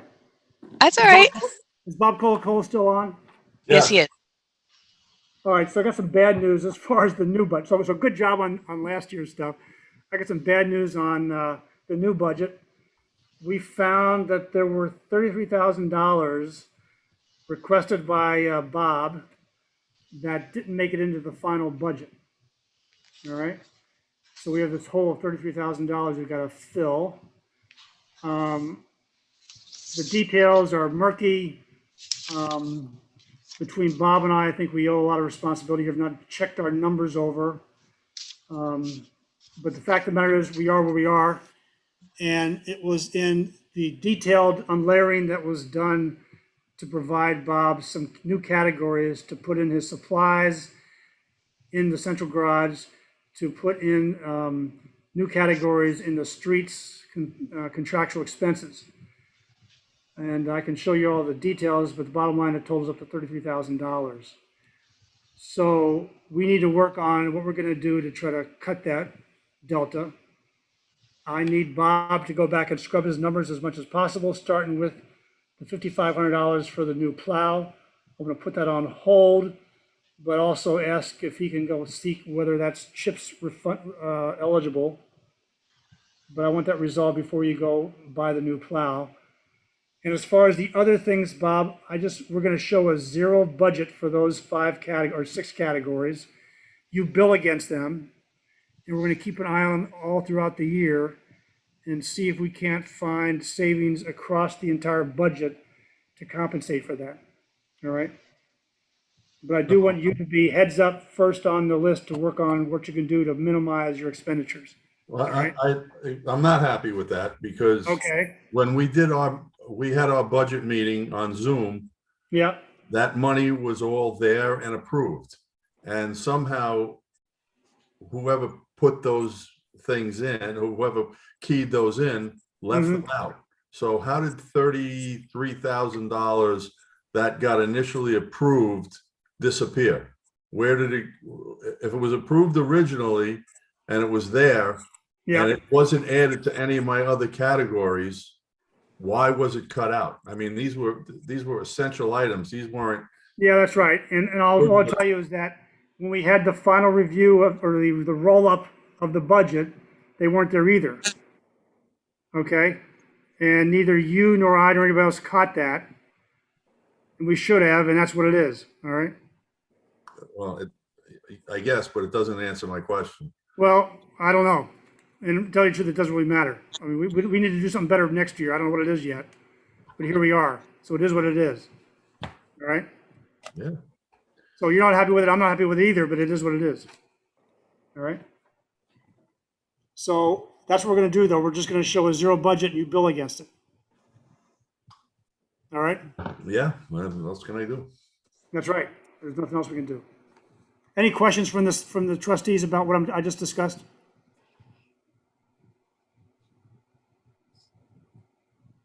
And this may be a record for having, find something like this 2 weeks into the new year, but it is what it is. Okay. All right. Okay, if there's no questions on that, and Bob expressed his frustration, and I'm right behind him on that, but that's where we are. Go ahead, Sarah. Okay, for building department, May 2021, we collected a total of $1,825. And I apologize, the numbers aren't correct on this side. It should read 5 building permits, 1 certificate of compliance, that's correct, 3 municipal searches, and there are no meetings for June for either planning board or zoning board. That's all I have. Any questions about the building report? No. Okay, thanks, Sarah. So, Ian, are you on, and do you have anything to report for attorney? I am on. I don't have anything to report. Just waiting on Thorn Building, still waiting to schedule closing on that. We all are, and I've got no update for the Thorn Building closing. For our discussion I had with George Whalen yesterday. No update. I'll let you know as soon as I hear. Okay, thanks, Ian. By the way, Sarah will be putting together a resolution for this new connection request. We'll probably run that by you before we have the review at the next meeting, all right? Sounds good. Any questions for Ian? All right, let's go back to the agenda. Old business status, sidewalks. As we reported, Mike and I met with Rich Renia and his engineer about the engineering sizing for how we should proceed with and what the estimated cost would be for replacing the sidewalks. We've got no update from Rich. I asked Ken to give him a call and find out where we are with that. So we're waiting for him to give us a date for the report. The tennis court resurfacing, I'm just overwhelmed with the response for donations to people, to the tennis court. Sarah, do we have an update? Is that the updated thermometer? Yes, it is. So you can see, you can see we've broken $21,000 towards our goal of 25,000. Oh, there it is, 22,196. Fantastic. It is, and a lot to be said, I think, for Vicky, when you got us hooked into the PayPal. Seems like people were using the PayPal thing as you had projected, so that's done very well. We've had some very significant contributions from a few, but a lot of just $100, $200 contributions, so very nice. People love their credit cards, and I knew that. All right. One of them. There's something to be said there. Now, related to that, I had a phone call with the Unionville supervisor, Betsy Moss. She was calling just to say hello, but she also said that she had heard about our donation project because one of her residents actually had sent an email to many, many people in Unionville saying, hey, you should contribute to this. And she said they're having their courts resurfaced over in Timor Park. And so she's going to ask the guy who's going to do that work to come take a look at ours and give us a quote. And so I need to hook up with Mindy because I want her to be in the loop for this discussion as well. But things are moving right along there. The contributions are getting close to the projected goal. And we've got some local interest in actually doing the work. So thanks to everybody for publicizing that and for actually making contributions. The third item on the old business is the gazebo. And as you recall, Mike and I went to a meeting with the school district, and there was a discussion about who owns the gazebo. And so I asked Brian Houston to do a marked survey for us. We split the cost. It cost us $740. The village cost $740, and the school district is paying the other $740 to get a marked survey. The results were very interesting. It showed that the village only owns the tennis courts and a small patch, I guess, giving us access to Maple Avenue, right, Bob? Yes. Which meant that we owned 0 of the gazebo. So anyway, I'll need to follow up with Brian at the school district to find out what the next step is. Any questions about that? We have maps available in the office if you want to actually see it, and I gave actually a color-coded map to Bob just for his use in filing. So that's the status of the gazebo. Any other new old business to bring up to discuss, not on the agenda? All right, new business is the code update. So I sent the trustees a proposal. The basic process I want to go through for the code update is we've got some housekeeping to take care of. I'd like to do that first. And then I want to go through category by category to update the individual sections of the code, like water and sewer, then highway, then police, then the zoning. Probably that's the categories. We're going to do it kind of in that order, since zoning will be last, since that'll be the most horrendous one to work on.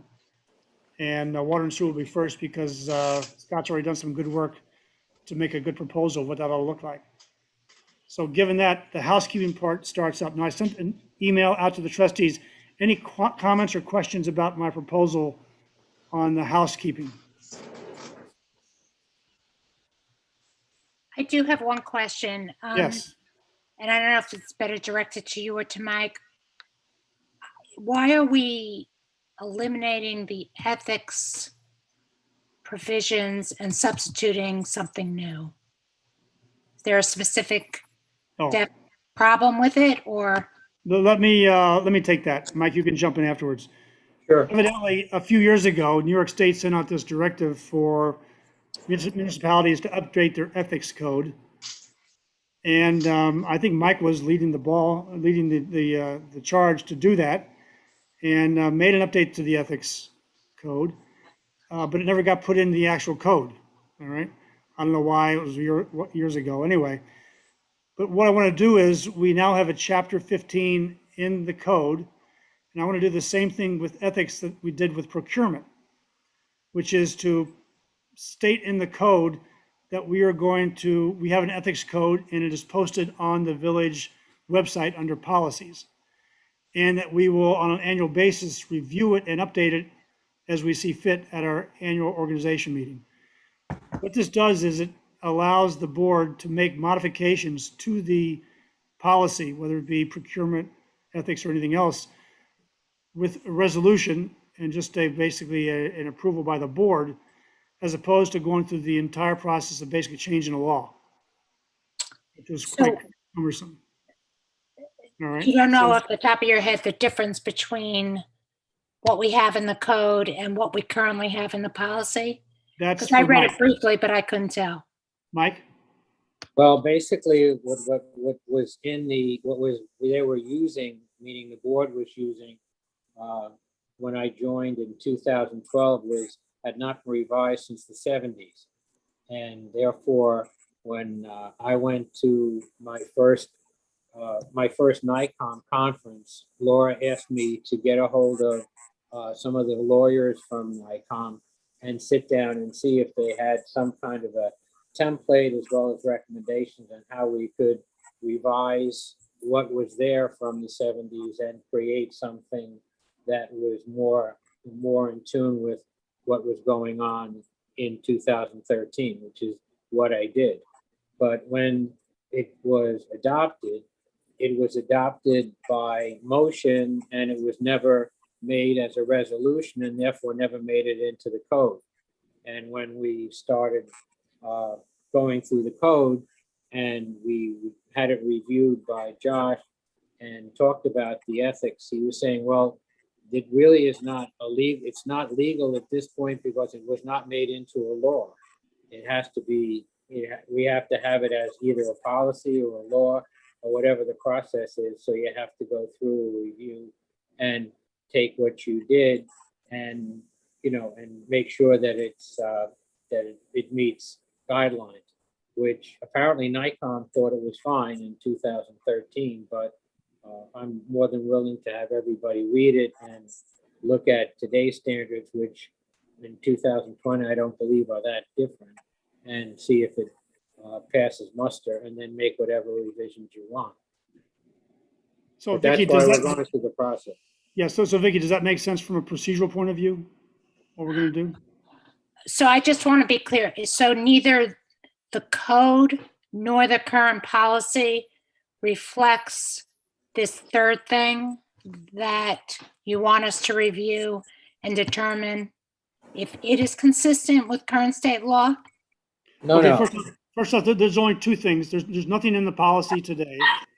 Okay, Well, I just went on the website today and there was something called ethics forms, which actually talked about our ethical obligations. So I know we probably all did sign those forms when we got elected. But I don't know how they're inconsistent with what's currently in the code, Well, or how they would be inconsistent with the law. No, what you're talking about is something we sign every year, which is a, for lack of a better term, conflict of interest form, which basically says that every year you agree that you don't have a conflict of interest of any personal nature with anything that's going to be decided on as part Correct. of our business. And that's the only thing that's in the code now. So that whole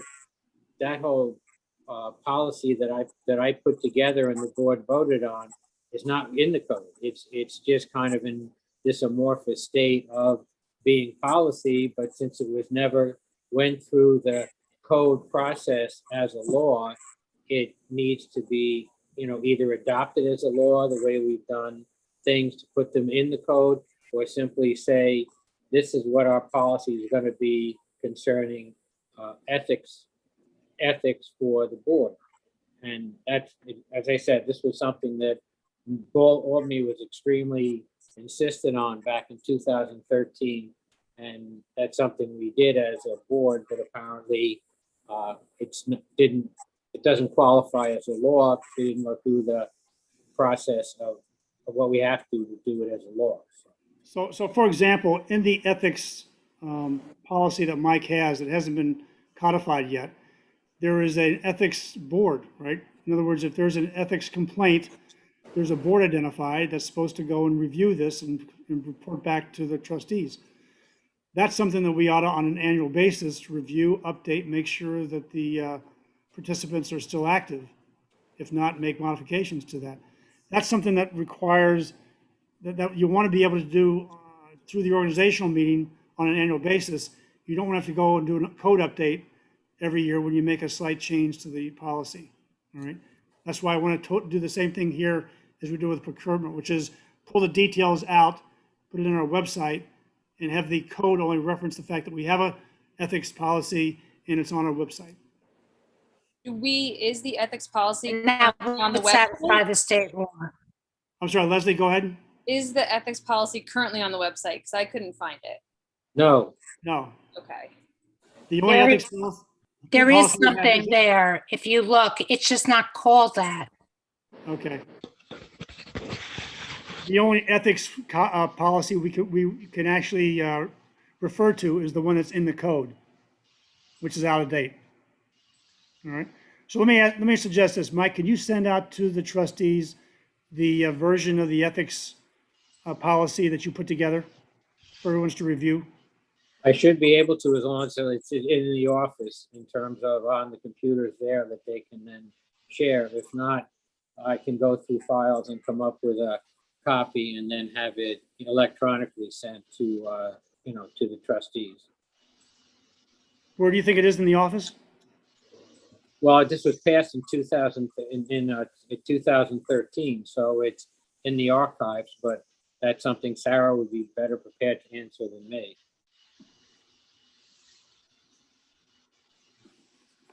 Sarah, do you know about that? I'm sorry, I do not.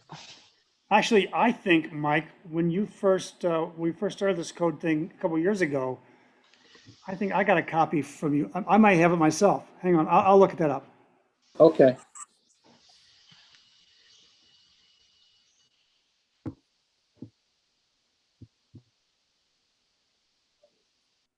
All right, so that's how I want to proceed on ethics.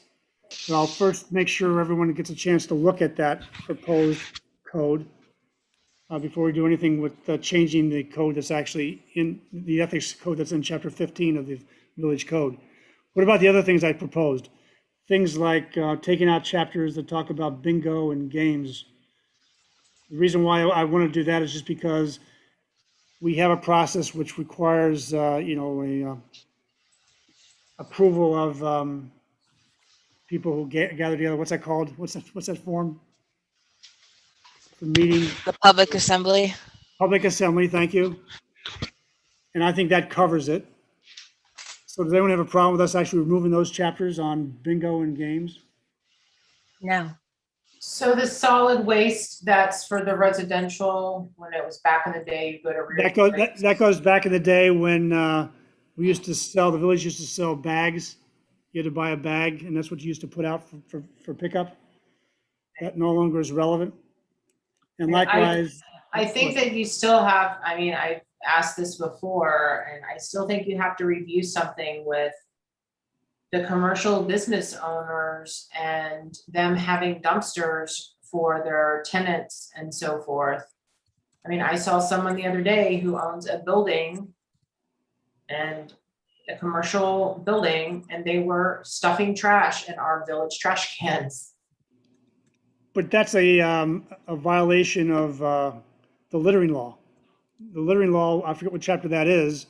But if you says it's- don't have something stated in the code of what a commercial landlord needs to provide, what's stopping them from providing nothing? Like if I didn't have a dumpster, what would I do with all of my commercial trash? Oh, Do you know what I'm saying? yeah, I guess I'll check to see, but that's probably part of your approved approval of the building permit. I don't think so. No? No. All right. I think we just need to review that because Yep. there's, I know that there's a neighbor of mine who has several tenants, does not provide a dumpster. Where are they putting their trash? I had to install cameras because I was getting people literally dumping trash that were not tenants into my dumpster. I mean, All right. it's something that needs to be addressed because I'm not the only one who's having this problem. And if you own a commercial building, you should have to provide some kind of container for your tenants to put their refuge in, even if the tenants that's included in their rent. Yeah, that's a question for Kevin. Where are they going to dump that? Mm-hmm. So I think that needs to be, I don't know if you just want to delete that without addressing that issue. Well, I'll ask Ken McLaughlin because I assume Okay. it's covered somewhere else, but let's first see. Okay. All right. Any other questions about what I proposed for the first step of the code update? No, this is, we've gone over a lot of the code already and have Yep. identified what is, language that's no longer relevant, and that's kind of where we're going with that. So I think, I think that, this is just kind of cleaning house and getting rid of stuff that we don't really need. Buffy's comment is right on target in that as we identify problems like what do we do with our garbage, maybe we need to come up with something that is more practical and could be part of the code, but it's almost like a different issue entirely. Yeah. Well, I think it's probably going to be referred in another chapter besides the solid waste chapter, but let's check and see. I'll ask Ken. Yeah, I've scoured it and I never found anything, but if you'll ask Ken, that'll be great. But overall, I think you did a good job of eliminating and cleaning up some of the stuff. So I All right. most of it. Any other questions or comments? All right, the next step is I have to get with Sarah to find out just what is the procedure for us to make code updates. I forgot since the last time we did it, so we'll start there. All right. Okay. All right, moving on. Now it's time for public comments. Anyone on the call in the public that wants to make a comment? Yes, Tim, Howard. Yes, Howard. As most of you know, not everybody, I've attended quite a few of your meetings over the years, and this is the first one I've attended actually from beginning to end on Zoom, and I am quite impressed that you're still functioning almost at the same rate and getting a lot of things done and efficiently. So it was kind of an interesting experience for me to do this, and kind of looking forward, of course, when you get back to real live stuff. But I'd like to say this was very impressive, the amount of work you got done over Zoom. All right, very good. Thanks, Howard. Appreciate that. I've been here a lot, so I know I'm not just saying this casually. This was very, very impressive. All right, very good. I do miss having your recorder right next to me here, recording every word I say, but other than that. Yeah, those were the good old days. Well, we're going to get back there.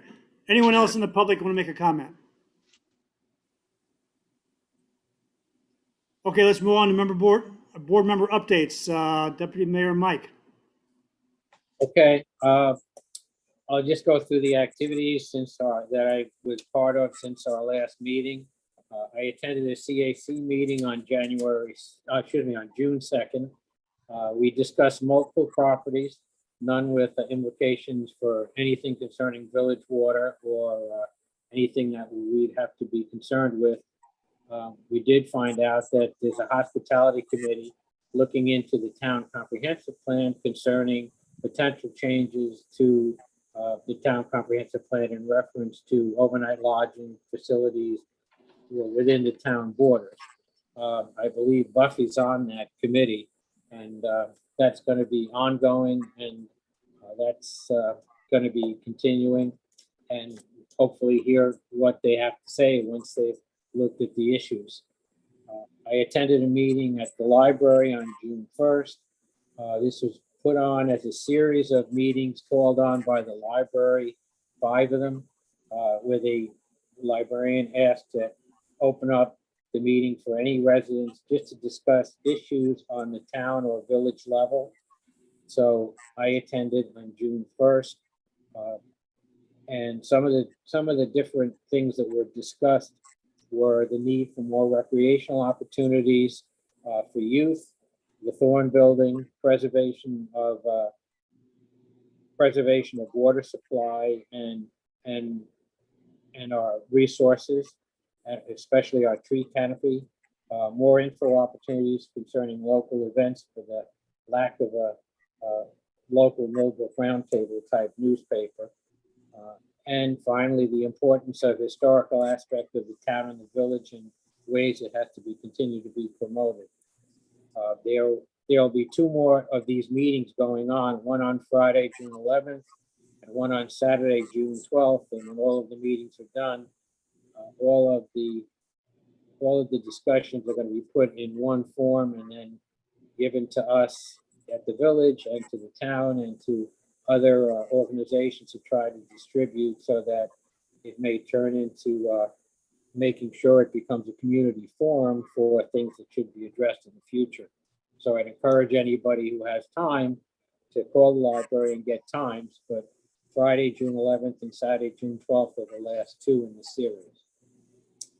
Third, I attended a shade tree meeting on May 28th with Bob Colacola and Kevin McGrain. We are the current members. We discussed issues concerning trees, stump grinding, tree trimming along Franklin Avenue, developing a list of possible trees that might need to be removed so they could be shared and viewed by members of the Shade Tree Commission. Talked about the kind of trees being planted that Bob mentioned during his report and their watering requirements going forward, and also the location of a tree that would be planted by a group of Millbrook alumni in mid-June, and where that could be done.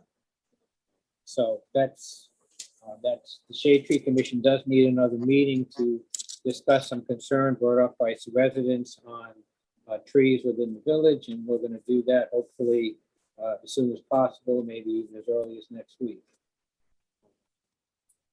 June 2nd, there was also a review. Wait, so Mike, also the Shade Tree Committee has got to come together and revamp or update the shade tree policy, right? So we get that Right.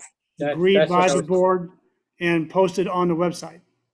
Right, well, that's part of what I was saying. We have to be able to discuss some of the issues and policies on some of the different things from the Shade Tree Commission, and then and do that, and so it can be posted. Let's see, June 2nd, I took a tour and did a review of village facilities with the mayor, with county representatives to assess any safety concerns within all of our village buildings, including the firehouse, highway garage, village building, village town hall, as well as the water treatment plant. I was on site at late Sunday afternoon right before Labor Day for the repair of the leak on Valley Farm Road. Kudos to everybody involved because it was a difficult situation and a lot of nasty weather to deal with. And finally received an approval from the county officials to proceed with a fall application for sidewalk repair funding through the handicap access grant. We'll contact county officials so we can proceed if we're granted an award for 2022. Good. Any questions for Mike? All right, thanks. Trustee Vicky.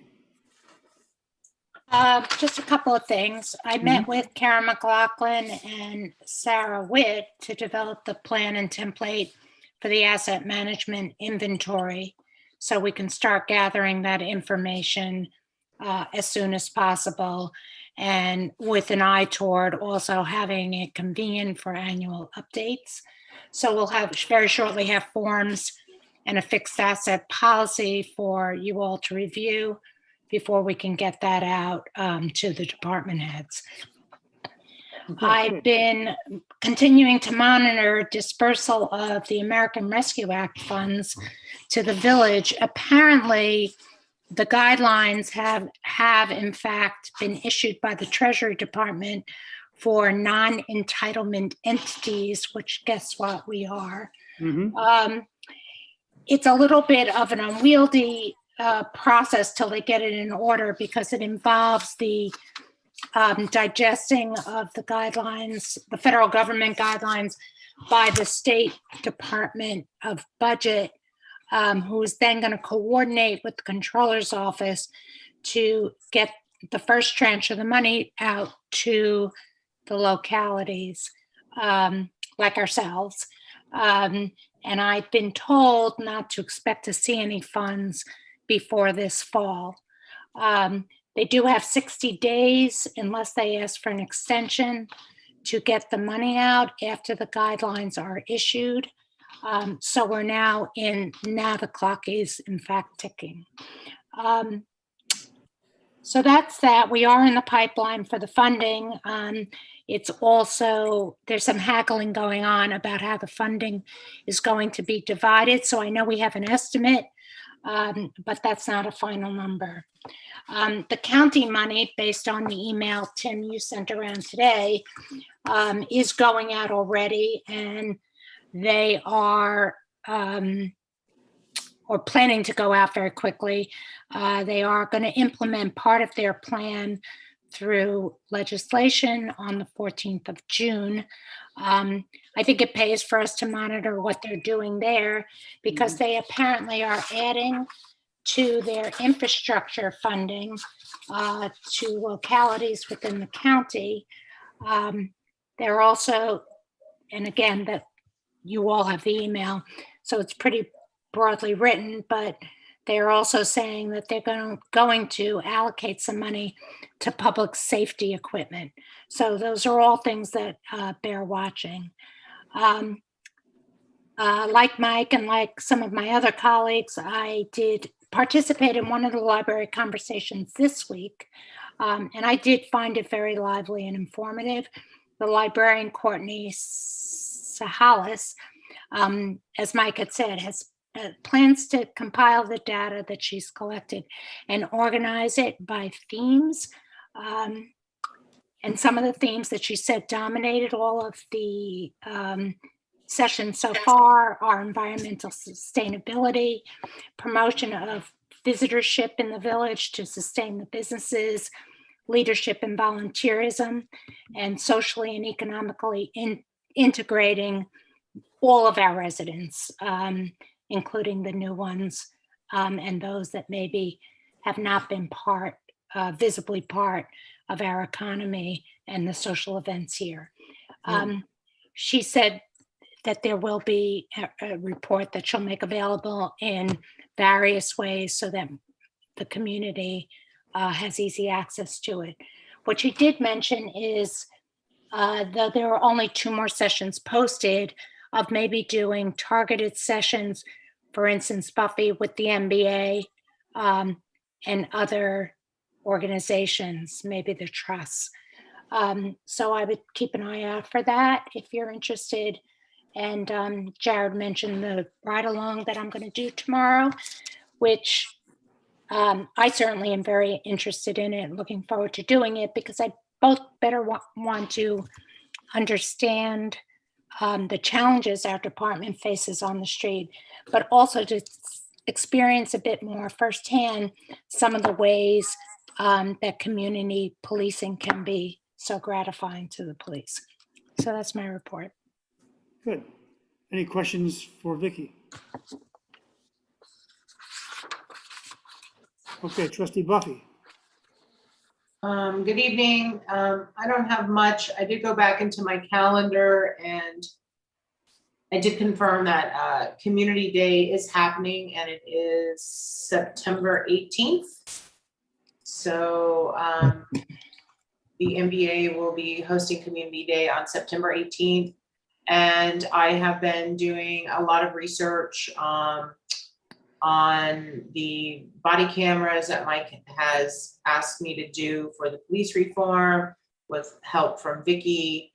And I'm sort of compiling a lot of stuff to maybe have a meeting with Jared and Mike about that, just to get their input. I've reached out to other villages just to sort of see what they have been doing in that aspect. And that's about it. All right, good. Any update on the charging stations for electric vehicles? I don't think we've had much movement on that, Vicky. Have we on the charging stations? I don't have anything new to report. Okay, fine. Just want to make sure we don't forget about that because that's a great idea. And I hope we can make that happen. Chime in on, Okay, can I trustee. chime in on the charging station? Yeah, Bob, go ahead. Mike from Millbrook Electric is certified to install charging stations. He went to school for it, and he has been doing charging stations at people's houses and in some communities. So if there are any, he is willing to speak to us about if there's any negatives, positives, or whatever. He volunteered himself. Oh, for good. that. Mike All right. Schultz. That's Mike Schultz with Millbrook Electric. All right. I think one of our main challenges is actually finding a location that someone will commit to.